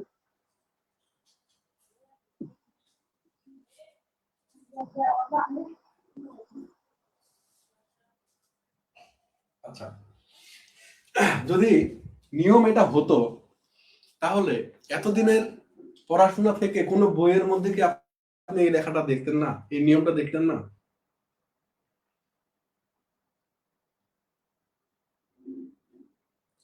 হ্যাঁ, কথা বলে। না ভাই, এরকমটা কখনো দেখি নাই কোনো বইতে। আপনারা এতজন আছেন, কেউই দেখেন নাই, আমিও দেখি নাই ভাই। এরকম না, একটা অ্যাপ্লিকেশন প্রয়োজন অনুসারে পেজ সংখ্যা বেশি হতেই পারে, হতেই পারে, ঠিক আছে?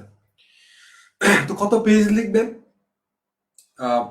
এটা নির্দিষ্ট না, তবে অ্যাপ্লিকেশন যেহেতু অফিসিয়াল পারপাসে লেখা হয়, ফর্মাল পারপাসে লেখা হয়, গুরুত্বপূর্ণ ব্যক্তির কাছে লেখা হয়, যত কম কথাতে কম বাক্যে গুরুত্বপূর্ণ কথাগুলো বলে ফেলা যায় ততই ভালো।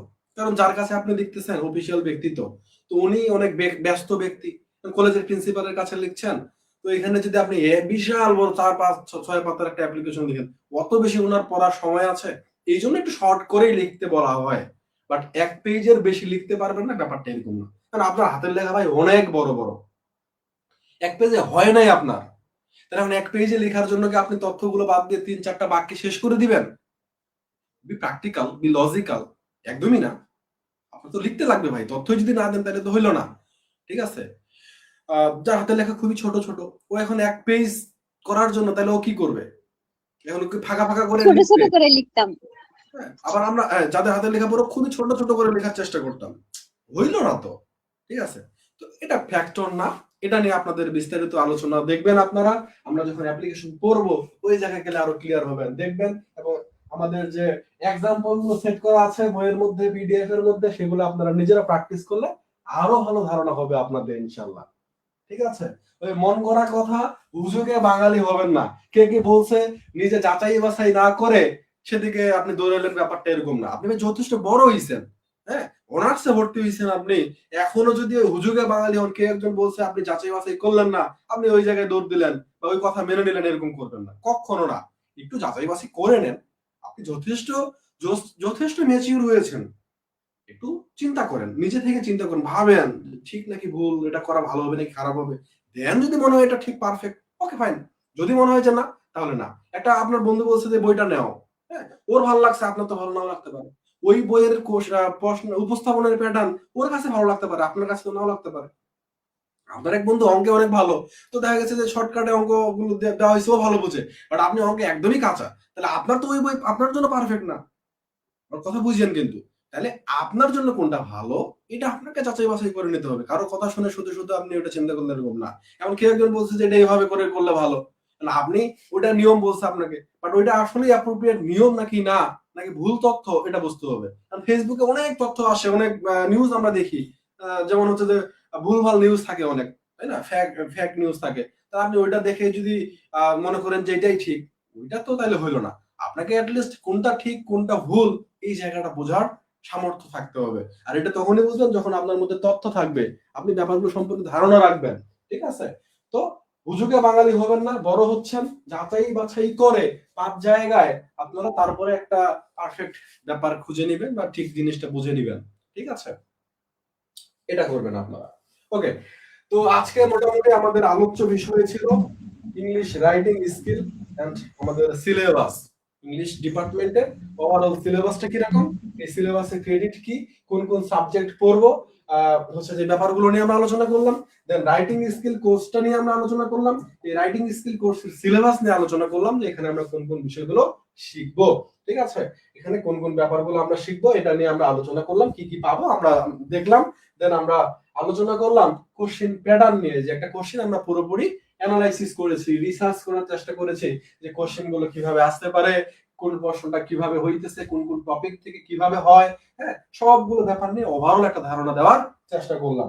এখন বলেন আমরা যতটুকু আজকে আলোচনা করেছি এতটুকু ক্লিয়ার হয়েছে নাকি হয়নি?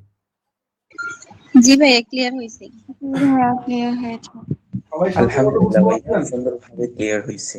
আচ্ছা, ভাইয়া একটা কোশ্চেন, হ্যাঁ বলেন। ভাইয়া আমরা কোন বই থেকে পড়বো, মানে কলেজ থেকে যে যে বই কিনতে বলে এখান থেকে পড়বো নাকি কিভাবে পড়বো? আপনাদের পিডিএফ দেওয়া হবে, আপনারা চাইলে আমাদের পিডিএফ ফলো করতে পারেন, অথবা এই বইটা পড়তে পারেন, এই বইটা পড়তে পারেন প্রফেসর জহুরুল ইসলাম স্যারের এবং K M A BARI sir দুইজনে একসাথে মিলে এই বইটা নতুন ভার্সন, এটা আপনারা সংগ্রহ করতে পারেন, অথবা আমরা পিডিএফ প্রোভাইড করি, সেখান থেকেও পড়তে পারেন। ঠিক আছে, একটু সময় নিতে পারেন, আমাদের আপাতত পিডিএফ গুলো থেকে পড়তে পারেন। এটা ফার্স্ট এডিশন, ঠিক আছে, নতুন সিলেবাসের এটা ফার্স্ট এডিশন, এটা সেকেন্ড এডিশন আসতে পারে খুব দ্রুতই, তো একটু সময় নিতে পারেন। আপাতত পিডিএফ ভাইয়া আপনারা কি কোনো বই পাবলিশ করেন না নাকি?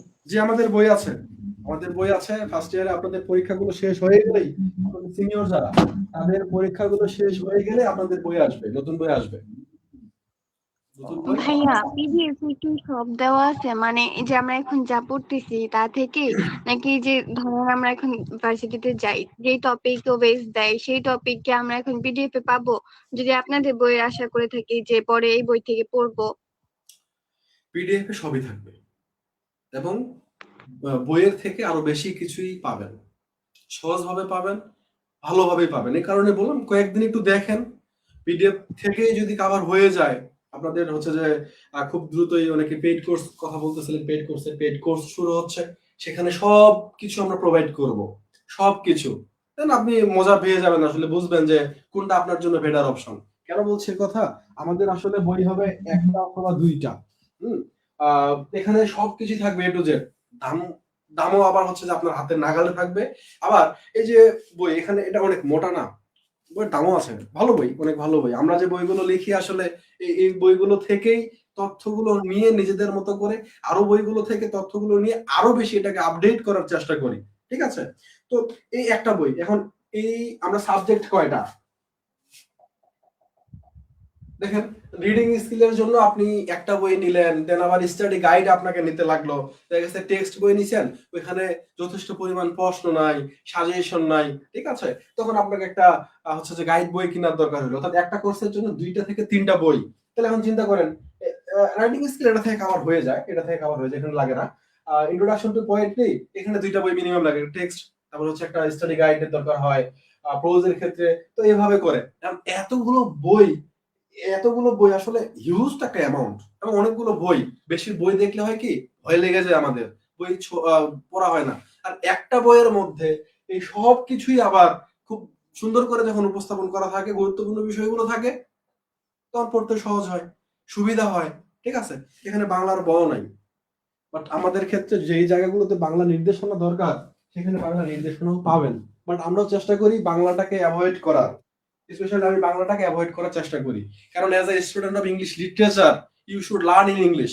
আপনি যদি ইংরেজি বিভাগে ওই বাংলার মতো করে অনুবাদ করে পড়েন, অনেক জায়গায় অনেক বই অনেক ভাবে অনেকেই অনুবাদ দিয়ে দেয়, একটা টেক্সট, একটা মেইন টেক্সট, একটা প্রোজ, এটা হচ্ছে যে শুধুমাত্র সামারি পড়াইতেছে অনেকেই, প্রশ্নের উত্তরে অনুবাদ দিয়ে দিতেছে ভাই। এখন আপনি যদি সব বাংলায় পড়েন, কিছু কিছু জায়গা আমাদের প্রথম দিকে হেল্প নেওয়ার জন্য বাংলা দেওয়া যায়, ওকে ফাইন, বাট সব জায়গায় যখন আপনি বাংলা অনুবাদ পড়াইতে শুরু করবেন বা পড়তে শুরু করবেন, তখন আপনি তো আর ইংলিশ ডিপার্টমেন্টের শিক্ষার্থী থাকলেন না ভাই, আপনি তো বাংলা ডিপার্টমেন্টের শিক্ষার্থী হয়ে গেলেন, বাংলা সাহিত্যের শিক্ষার্থী হয়ে গেলেন।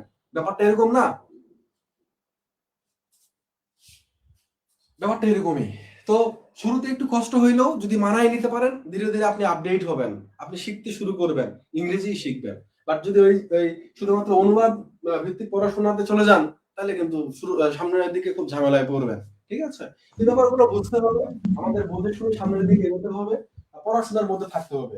ফার্স্ট ইয়ারে সব থেকে বড় ঝামেলা যেটা হয়, যে শিক্ষার্থীরা আসলে পড়াশোনা থেকে অনেক দূরে সরে যায়। কেন?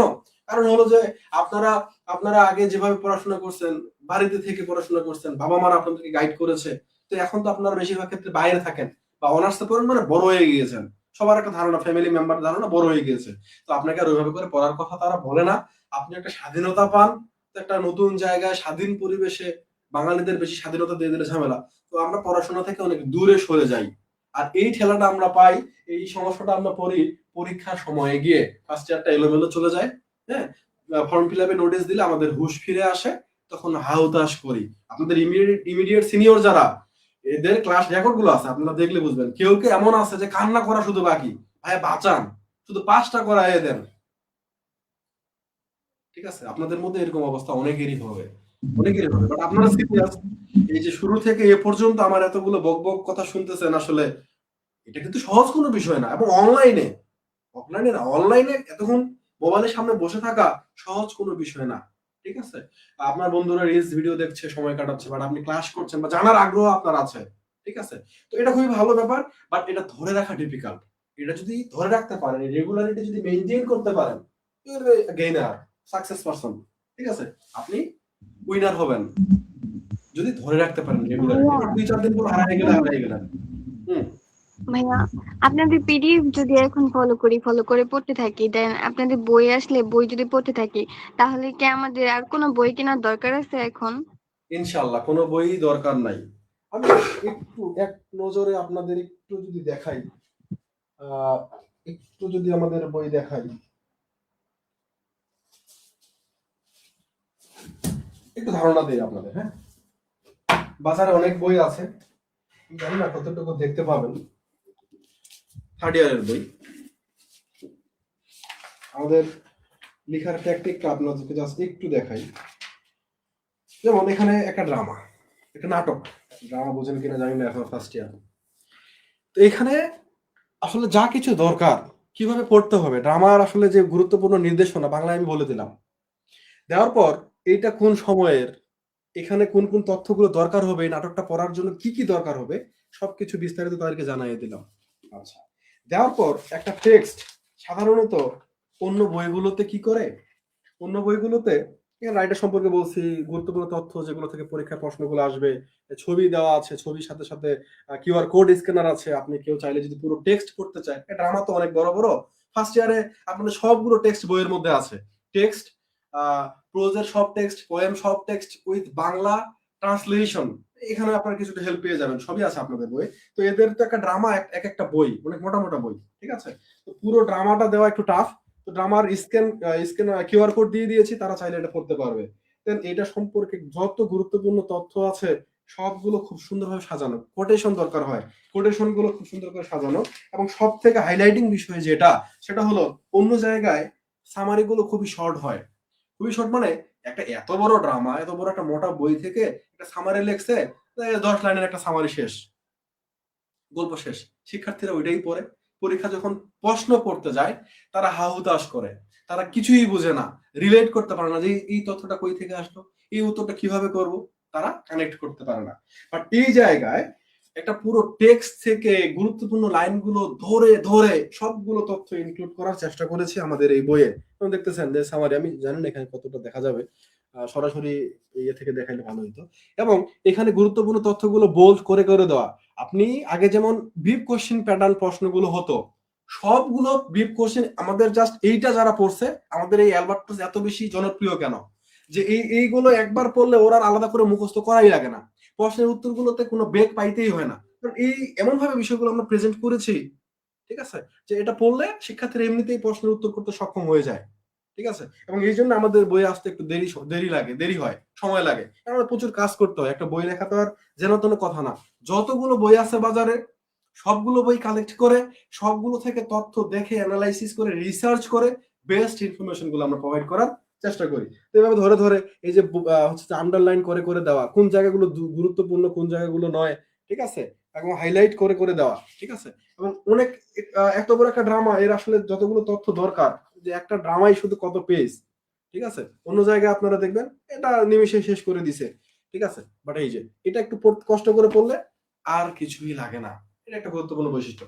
ঠিক আছে, আর অনেক কিছু আছে বইয়ের মধ্যে, আপনাদের বই দ্রুতই আসবে, গুলো সম্পর্কে জানতে পারবেন, আমাদের পিডিএফ গুলো পাবেন। যদি আজকের আলোচনার তো জাস্ট সিলেবাস নিয়ে আলোচনা করছি, এই পিডিএফটা আপনাদের দিয়ে দেব, এটা আপনাদের দিয়ে দেবো, স্যাম্পল কোশ্চেনের সম্পর্কে ধারণা থাকলো এটা। তো নেক্সট ডে থেকে আমরা মেইন আলোচনায় চলে যাব এবং আপনাদের আমি পিডিএফ প্রোভাইড করব, দেখলেই বুঝবেন যে আমরা আসলে কিরকম ম্যাটেরিয়ালস ইউজ করি, কিরকম ইনফরমেশন এবং প্রেজেন্টেশন আমাদের কিরকম। ঠিক আছে, তো এখানে যে বইটা দেখালাম 8টা কোর্স এখানে কভার করা হয়েছে, সবকিছুই আছে এবং বেস্ট ওয়েতে, এবং সব থেকে বেশি কমন যোগ্য। জাস্ট আমাদের পেজে দেখেন, আমাদের গ্রুপে দেখেন, গতকালকে পোয়েট্রি পরীক্ষা হয়েছে, মাত্র কয়েকটা প্রশ্ন দেওয়া হয়েছে, সবই কমন। তার আগে দেখেন এই যে রাইটিং স্কিল ভাই, শেষে 2 ঘন্টার একটা ক্লাস নিচ্ছি আমি, লাস্ট একটা 2 ঘন্টার ক্লাস পরীক্ষার আগে যা পড়াইছি একদম এগুলো মুখস্থ হুবহু, আপনি মিলাই নেন। আপনি আমাদের পেজে একটু স্ক্রল করে নিচের দিকে যান, এই ক্লাস আছে, জাস্ট 2 ঘন্টার একটা ক্লাস, জাস্ট 2 ঘন্টা থেকে সবই কমন। আগে যা পড়াইছি 2 ঘন্টা যা কিছু বলছি, যে যতটুকু সাজেশন দিছি, বা তারপর একটা শর্ট সাজেশন দিছি এবং একটা ফরম্যাট দিছি। ভাই শর্ট সাজেশন থেকেও কমন, মাত্র একটা প্রশ্ন। ফরম্যাট গুলো যেগুলো দিছি আমি বেছে বেছে, ওইগুলো থেকেও কমন। যেমন হচ্ছে যে আমাদের এখানে কি বলে যে ইয়েটা কমন আসছে, প্যারাগ্রাফ কমন আসছে, এসে কমন আসছে, হ্যাঁ রিপোর্টটা কমন আসছে। এখানে কোনটা জানি আসে নাই। আচ্ছা, এই যে এখানে বি নম্বর যেটা প্রেস রিলিজের, এটা হুবহু আসে নাই, বাট এগুলো হুবহু আসছে। ঠিক আছে, আহ, আহ, এরকম। ঠিক আছে, তো এই হলো বিষয় আর কি, যে আর এই প্রশ্নগুলো তো আসছেই। এই প্রশ্ন শর্ট টাইপের 5 নম্বর 4 নম্বরের প্রশ্নগুলো হুবহু আসছে। তো ওইটুক ক্লাস করেই যদি এত কিছু কমন পড়ে যায়, আমাদের এই সাজেশন থেকে যদি এত কিছু কমন হয়, তাহলে বুঝেন আমরা এই লাইনে আছি অনেক দিন থেকে। এক্সপেরিয়েন্সের একটা মূল্য কিন্তু থাকে ভাই। যে হুট করে আসলো, ও তো পড়তেছে, ও তো লার্নার, সে তার বেস্টটা দিবে। আর ও যতটুকু অ্যানালাইসিস বা রিসার্চ করে একটা ক্লাস নিবে, ওর থেকে অনেক যোজন যোজন দূরে আমরা এগিয়ে আছি, বা আমরা এই এই রিসার্চ আমরা কিন্তু করেই আসতেছি, করতেছি। প্রত্যেকটা ক্লাসের পূর্বে এই প্রেজেন্টেশন সাজাতে সময় লাগে না? সময় লাগে, প্রচুর সময় লাগে। পড়তে লাগে, দেখতে লাগে, বুঝতে লাগে, দেন পড়াইতে লাগে। এবং আমার একটা বদ অভ্যাস বা ভালো অভ্যাস যাই বলেন, প্রত্যেকটা ক্লাসের পূর্বে মিনিমাম, যদি নতুন টপিক হয় তাহলে তো 1 দিন 2 দিনও লেগে যায়, বেশি সময় লেগে যায়। আর এই পুরাতন টপিক গুলো নেওয়ার পূর্বে মিনিমাম 1-2 ঘন্টা আমার একটু চিন্তা করার লাগে, যে আমি আসলে আজকে কি বলবো, কতটুকু কি বলা যায়। ঠিক আছে, এই হলো বিষয়। তো এই ক্লাসগুলো রেকর্ড থাকবে, ফেসবুকে 30 দিন পরে ডিলিট হয়ে যায়। এগুলো আপনারা বিদ্যাগুঞ্জ যে ইউটিউব চ্যানেল, সেখানে পাবেন। বিদ্যাগুঞ্জ পেজে এটা আপলোড করে দেওয়া হবে, এবং একই সাথে English wizard by Hasnat Zahid বা এইচ জাহিদ, এটা আমার পার্সোনাল ইউটিউব চ্যানেল, এইখানেও আপনারা পেয়ে যাবেন। অর্থাৎ আমার সবকিছু জাস্ট আমার গুলো শুধু এই জায়গায় পাবেন, এবং বিদ্যাগুঞ্জতেও পাবেন। আর রিপন ভাইয়ার গুলো সবকিছু বিদ্যাগুঞ্জতে, পাশাপাশি রিপন লার্ন উইথ রিপন আছে ইউটিউব চ্যানেল, ওইখানে পাবেন। ঠিক আছে, অর্থাৎ বিদ্যাগুঞ্জতে আপনারা সবকিছুই পাবেন, শুধু পার্সোনাল চিন্তা করলে এখানে আলাদা করে পাবেন। ঠিক আছে, বুঝতে পারছি? ভাই আমার একটা কোয়েশ্চেন ছিল, যদি একটু সুযোগ দিতেন। অবশ্যই ভাইয়া, বলেন। এই কোয়েশ্চেনটা হচ্ছে, প্রাইভেট প্রতিষ্ঠানে চাকরি করে, তারপর হচ্ছে বিভিন্ন কম্পিউটার দোকানে কম্পিউটারে কাজ করে হোমওয়ার্ক করার সময়টা আর পাই না, বুঝছেন। এখন এই হোমওয়ার্কটা যদি আমি কম্পিউটার দিয়ে আমি কাজ করে গ্রুপে বা আপনার যে মেসেঞ্জার গ্রুপ বা ফেসবুক গ্রুপে যদি পোস্ট করি, তাহলে কি কোনো অসুবিধা হবে? আপনি যেহেতু ওইভাবে সময় পাচ্ছেন না, বাট আপনি চাচ্ছেন আসলে পড়াটা ওভাবেই থাকুক, বা পড়েন আপনি, ঠিক আছে, খুবই ভালো। আপনি একটা পথ জি খুঁজে বের ভাইয়া, এই যে করছেন, ব্যাপারটা আমার কাছে খুব ভালো লাগছে। আপনি করতে পারেন, যে খুবই ভালো, সমস্যা নাই। যে হোমওয়ার্ক গুলা দিচ্ছেন না, সবগুলা মোটামুটি আলহামদুলিল্লাহ পড়ে ফেলছি, কিন্তু লেখার একদিনও জমা দিতে পারি নাই, মানে আফসোসটা এই জায়গায় আমার। আপনি যেহেতু আপনি হচ্ছে যে কম্পিউটারের সাথে সম্পৃক্ত, এই জায়গায় কাজ করেন, আপনার প্রতিষ্ঠান বা যাই হোক, তো আপনি এটা করতে পারেন। অ্যাটলিস্ট আপনার পড়াটা হয়ে যাবে। বসে বসে কাজ জি করতে জি করতেই আপনি এটা টাইপ করে কাজ করে ফেলেন, তো আপনার পড়াটা হয়ে যাবে। ঠিক আছে, বাট একটা ঘাটতি কিন্তু থেকেই যায় ভাই, লেখাটা গুরুত্বপূর্ণ। ঠিক আছে, লেখার কাজটা ওই জায়গায় হচ্ছে, হ্যাঁ, অনেকাংশেই হয়ে যাচ্ছে, বাট তারপর হাতের লেখার একটা স্পিডের ব্যাপার আছে না, এইটা জি একটু সময় করে মাঝে মধ্যে করেন। যেহেতু আপনি জি একটা সমস্যার ইনশাআল্লাহ। কথা বলছেন, আপনি ওইভাবে কাভার করেন, এটা পড়ার মধ্যে থাকতে পারবেন, এটা ভালো। ঠিক আছে, কিছু না করার থেকে কিছু করা তো ভালো, এবং এটা আপনার লেখার কাজটা হয়ে যাবে, 100% হবে। বাট ওই হাতে লেখার যে ব্যাপারটা, এই জায়গাটা একটা গ্যাপ থেকে যাচ্ছে। সুযোগ পেলে আপনি এই কাজটা করবেন, অন্যথা আপনি ওইভাবে কন্টিনিউ করেন, সমস্যা নেই, করেন। জি ইনশাআল্লাহ, থ্যাংক ইউ ভাইয়া। আচ্ছা, আর কোনো প্রশ্ন?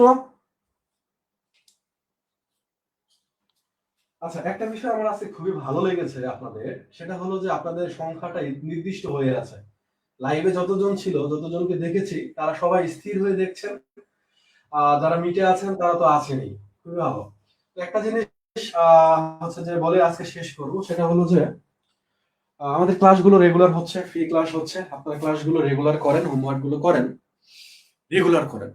আমাদের সবার সমস্যা, আপনার আমার আমাদের সবার সমস্যা হলো আমরা রেগুলারিটি মেইনটেইন করতে পারি না, ধারাবাহিকতা বজায় রাখতে পারি না। এই আজকে আপনাদের সকলেরই মনে হয়েছে যে আমাদের সিরিয়াস হওয়া দরকার, পড়াশোনা করা দরকার, এবার থেকে পড়বো রেগুলার, সবাই আমরা ভালো চিন্তাই করি। বাট এটা 2 দিন 3 দিন পরে গিয়ে কোথাও না কোথাও একটা ঘাটতি শুরু হয়, একটা অবহেলা, একটা আলসেমি কাজ করে। এই আলসেমিটার সাথে আমাদের যুদ্ধ করতে হবে। এটা নিজের সাথে নিজের যুদ্ধ। এটা যদি আমরা জিতে যেতে পারি, তাহলে ভালো কিছু সম্ভব। ঠিক আছে, আপনার প্রতিদিন ওই 5 ঘন্টা 10 ঘন্টা পড়ার কথা আমরা কখনোই বলি না, আমি কখনোই বলবো না। আপনি পড়ার মতো পড়া পড়লে দিনে 1 ঘন্টা 2 ঘন্টা পড়লে ভাই এনাফ। এক বছরে আপনি যদি প্রতিদিন এতটুকু করে মনোযোগ দিয়ে পড়ার মতো পড়া পড়েন, অনেক ভালো কিছু করা সম্ভব, অনেক ভালো কিছু করা সম্ভব। বাট ওই ফোন সাথে রাখবেন, আপনি 5 ঘন্টা টেবিলে বসে থাকবেন, ওই পড়া পড়া না। ফোন থাকবে না, কিছু থাকবে না, বই আর আপনি 1 ঘন্টা পড়েন না, দেখেন কতগুলো পড়ছেন। আবার ফোন রেখে বিছানায় শুয়ে চ্যাটিং করতে করতে দেখেন না আপনি 5 ঘন্টা কতটুকু পড়েন, আপনারাই বুঝবেন। ঠিক আছে, তো এই জায়গাগুলো ঠিক রাখতে হবে। আর হোমওয়ার্কটা খুবই গুরুত্বপূর্ণ। কেন? কারণ হলো যে এই যে আমরা পড়াশোনা করলাম, আমরা যখন এগুলো লিখবো, পড়ার পরে কোনো কিছু একটা লিখলে আমাদের ব্রেন এটা দীর্ঘস্থায়ী হয়, অনেক দীর্ঘস্থায়ী হয়। আপনি প্রত্যেকটা লেটার, প্রত্যেকটা ওয়ার্ড আবার ভিজুয়ালাইজ করছেন, অনেক বেশি স্থায়ী হয়, মনে থাকে। তো এই জন্য আমরা বারবার হোমওয়ার্কটার প্রতি এত বেশি গুরুত্ব দেই, বাট আপনারা এটা বুঝতেই চান না শিক্ষার্থীরা। আর ফার্স্ট ইয়ারে বেশি ভুল করেন এই জায়গায়। ভাই ফার্স্ট ইয়ারে আপনাদের অনেকগুলো গ্যাপ আছে, অনেকগুলো ঝামেলা ফেস করবেন, গ্রামাটিক্যাল একটা সমস্যা ফেস করবেন। কারণ আমরা ভাই বাঙালি, বাঙালি হিসেবে ইংরেজি ভাষায় এত কিছু লেখা, আমরা বাংলায় ভাবতে পারি, লিখতে গেলে আমরা গ্রামাটিক্যাল সমস্যাগুলো ফেস করি। ভোকাবুলারির ঘাটতিতে আপনি ভুগবেন। বাংলায় ভাবতেছেন, ইংরেজি ওয়ার্ড আপনার জানা নেই, আপনি লিখতে পারবেন না। ঠিক আছে, তো এখানে ভোকাবুলারি সমস্যা পড়বেন, গ্রামারের সমস্যা পড়বেন, ফ্রি হ্যান্ড রাইটিং স্কিল আমাদের সমস্যা আছে। হ্যাঁ, তো এই জায়গাগুলো কভার করতে হবে, সহজ কোনো কথা না। একাডেমিক পড়ার পাশাপাশি ওই জায়গাগুলো কভার করতে হবে। আমরা সাপোর্ট দিব, বাট আপনারা যদি 2 দিন পর পর হারায় যান, হোমওয়ার্ক না করেন, কাজ না করেন, কথা না শুনেন, ক্লাসে রেসপন্স না করেন, তাহলে কোনো একটা সময়ে গিয়ে আমাদের একটা আলসেমি কাজ করে। ঠিক আছে, আমরা দিতে চাই সর্বোচ্চটা, বাট আপনার যদি নিতে না চান, তাহলে সব সময় তো আর হয় না, বেটে বলে হয় না।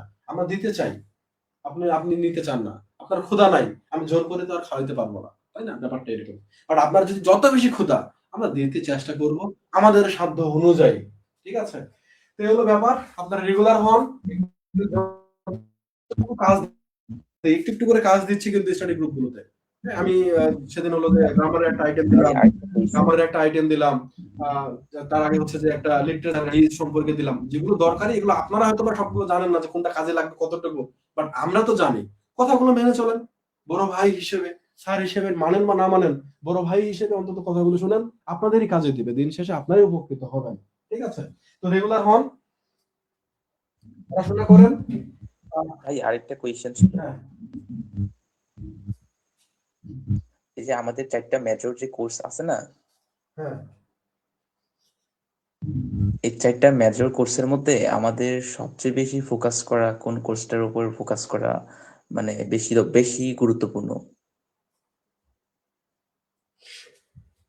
4টা মেজরের মধ্যে কোনটাতে বেশি ফোকাস? 4টাই গুরুত্বপূর্ণ, তবে যদি আচ্ছা, আমাদেরকে একটু স্পেসিফিক ভাবে বলতেন যে এই কোর্সটার মধ্যে সবচেয়ে বেশি ফোকাস করা দরকার, তাহলে আমাদের মনে হয় লক্ষ্যটা আরো বেশি তীক্ষ্ণ হতো আর কি।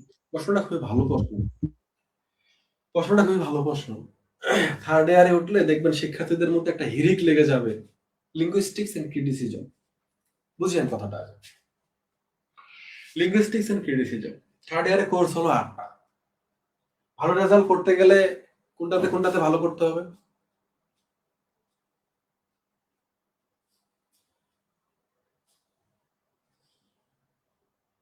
8টাতেই, তাই না? সমন্বিত ভাবে তো রেজাল্ট হবে, সবগুলোতেই গুরুত্ব দিতে হবে। ঠিক একই কথা আপনাদের ক্ষেত্রেও প্রযোজ্য, সবগুলোতেই গুরুত্ব দিতে হবে। বাট কোন জায়গাগুলোতে আপনার সমস্যা ফেস করবেন আর কোনগুলোতে সহজে ভালো নম্বর ক্যারি করতে পারবেন, এই জায়গাটা একটু আপনাদের বলে দিই। এইটা হয়তো বা আপনাদের ভালো একটা হেল্প করবে বা একটা সাপোর্ট দিবে। ডেফিনেটলি একটু মনোযোগ দেন, এই জায়গাটা খুব ভালো প্রশ্ন, খুব ভালো প্রশ্ন। দেখেন, আপনি মেজরের গুলোর কথা বলছেন, ঠিক আছে, মেজর একটু পরেই আসি। আগে নন মেজর দেখেন। নন মেজর এটা বাংলা, এটাও বাংলা, এটাও বাংলা। আমরা যেহেতু বাঙালি, বাংলা সাবজেক্ট গুলোতে আমরা সাধারণত ডিভ্যালু করি, অবমূল্যায়ন করে, যেগুলো পারবো, কম বললে হয়ে যাবে, একটু বললে হয়ে যাবে। ঠিক আছে, আচ্ছা, আপনি ইংরেজি একটা সাবজেক্ট যতটুকু পড়ে যত ভালো নম্বর পাবেন, এটা যদি 5 দিন পড়েন ততগুলো নম্বর পাবেন। এই বাংলাটা যদি 5 দিন পড়েন ততটুকু নম্বর পাবেন নাকি বেশি পাবেন? কি মনে হয়?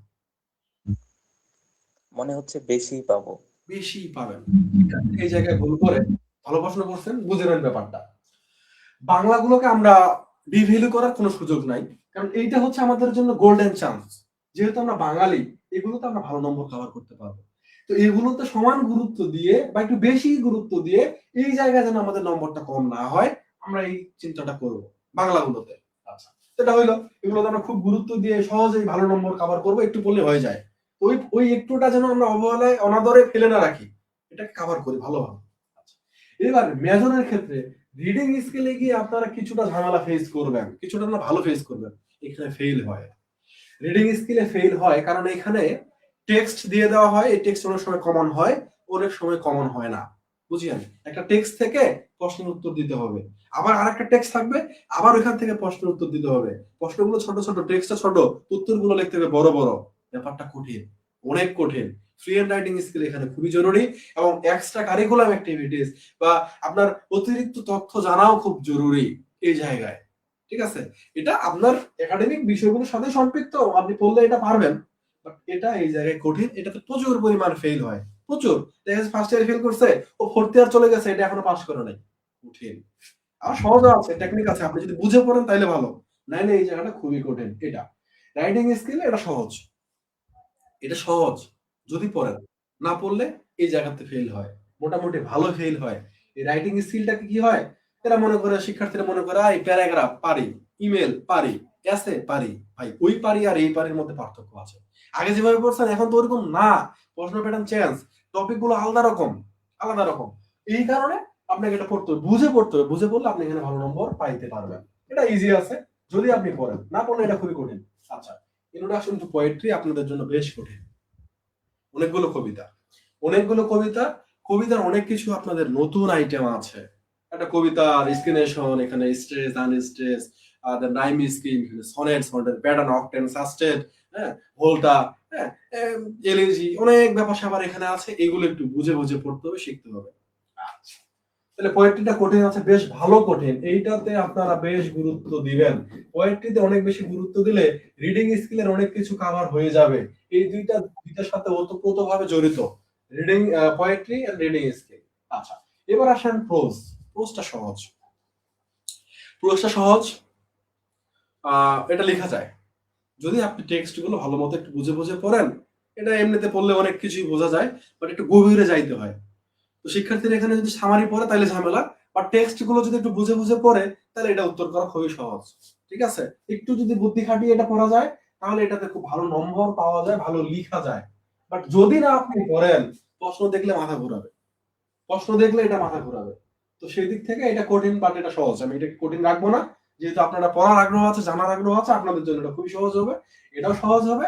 আর এই দুইটাতে একটা আরেকটার সাথে ওতপ্রোতভাবে জড়িত, এগুলো খুব সহজ হবে। পোয়েট্রি আপনাদের রিমন ভাইয়া পড়াবেন, দেখবেন যে আপনারা খুব ভালো বুঝতেছেন, এত ভালো বুঝবেন মনে হবে যে এটা আমাদের কাছে ডাল ভাত। আর ওই ব্যাপারগুলোই কোন শিক্ষার্থীদের কাছে মনে হবে যে মানে এত কঠিন মনে হবে, তারা রিলেটই করতে পারবে না, আপনারা বুঝবেন। ঠিক আছে, তাহলে এই হলো আপনাদের জন্য গুরুত্বপূর্ণ। তাহলে এখানে পোয়েট্রি এন্ড রিডিং স্কিল, এই দুইটা একটু কঠিন, ভালো কঠিন। আর এই দুইটা মোটামুটি আমি সহজ কাঁধারে রাখলাম, যদি আপনি বুঝে পড়েন, না পড়লে কঠিন। তো এই দুইটাতে একটু পড়লেই হয়ে যায়, বুঝে পড়লে এফোর্ট দিলে এই দুটো 2 আর 4 ভালো করা যায়। আর 1 আর 3 এর মধ্যে আপনাকে একটু সময় দিতে হবে। ঠিক আছে, বুঝতে পারছেন জিয়াদ ভাই? জি ভাইয়া, বুঝতে পারছি। খুব আর সুন্দর বাংলাগুলোতে গুরুত্ব বেশি দিবেন, কারণ বাংলা কিন্তু আপনার জন্য গোল্ডেন চান্স। এটা একটু করলে ভালো নম্বর পাওয়া যায়, তো এটাকে ফেলে রাখবেন না, ভালো নম্বরই যেন পান, এই জন্য এগুলোকে একটু সময় দিতে হবে। জি ভাইয়া। আর আইসিটিটাকে সহজ মনে করার কিছু নাই, কারণ আগের আইসিটি আর এখন মানে এইচএসসি এর আইসিটি আর অনার্স আইসিটির মধ্যে বেশ পার্থক্য আছে, অনেক নতুন নতুন বিষয় আছে।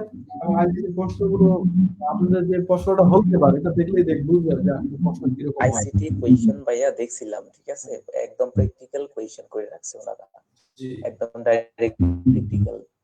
এটা কিন্তু ভালো, তারা এটাই চাচ্ছে, তাদের উদ্দেশ্যটা আপনারা কিন্তু বুঝতে হবে, তারা এটাই চাচ্ছে। যেমন সেকেন্ড ইয়ারে ফাংশনাল ইংলিশ একটা কোর্স যুক্ত করছে। প্র্যাকটিক্যাল লাইফে, ডে টু ডে লাইফে আমরা যে কাজগুলো করি, যে জায়গায় দরকার, এটা তারা করতে যাচ্ছে, অর্থাৎ তারা আপডেট করতে চাচ্ছে। বাট শিক্ষার্থীরা কতটুকু নিতে পারছে বা ক্লাসে কতটুকু শেখানো হচ্ছে, এটা একটা গুরুত্বপূর্ণ ফ্যাক্টর। ঠিক আছে, তো কলেজে সবকিছু কভার করা টাফ, সো টাফ, কারণ কলেজে পরীক্ষা থাকে, পরীক্ষা অনেক সময় বন্ধ থাকে, অনেক কাজ থাকে, অনেক ব্যাপার আছে এর মধ্যে আসলে। সেগুলো পরে কোনো প্রাইভেট ক্লাসে আলোচনা হবে, পাবলিকলি কথা বলা যাবে না। তো আপনারা বলবেন ক্যাজুয়ালি, তো আপনাদের নিজেদেরই অনেক কিছু কভার করে নিতে হবে, প্র্যাকটিক্যালি শিখতে হবে। ওকে, আর কোনো প্রশ্ন? তবে আইসিটি কোয়েশনটা ভাইয়া যে যেনারা ইন্টার পরীক্ষার পরে আইসিটি ট্রেনিং করছে মেবি তাদের কাছে প্রশ্নটা খুব ইজি ছিল। জি।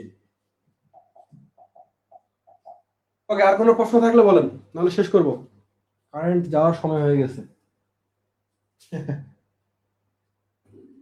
একটু দ্রুত বলেন। কোনো প্রশ্ন না থাকলে নেক্সট ক্লাসে আলোচনা হবে। আর কোনো নতুন প্রশ্ন থাকলে তখন কথাবার্তা হবে। যারা শেষ পর্যন্ত থাকতে পেরেছেন, নিজের সাথে নিজে যুদ্ধ করে, সবাইকে অনেক অভিনন্দন এবং অনেক ধন্যবাদ শেষ পর্যন্ত থাকার জন্য। তো দেখা হচ্ছে নেক্সট ক্লাসে। সে পর্যন্ত আল্লাহ সবাইকে ভালো রাখুক, পড়াশোনার মধ্যে থাকেন। শেষ করছি। আল্লাহ হাফেজ, আসসালামু আলাইকুম।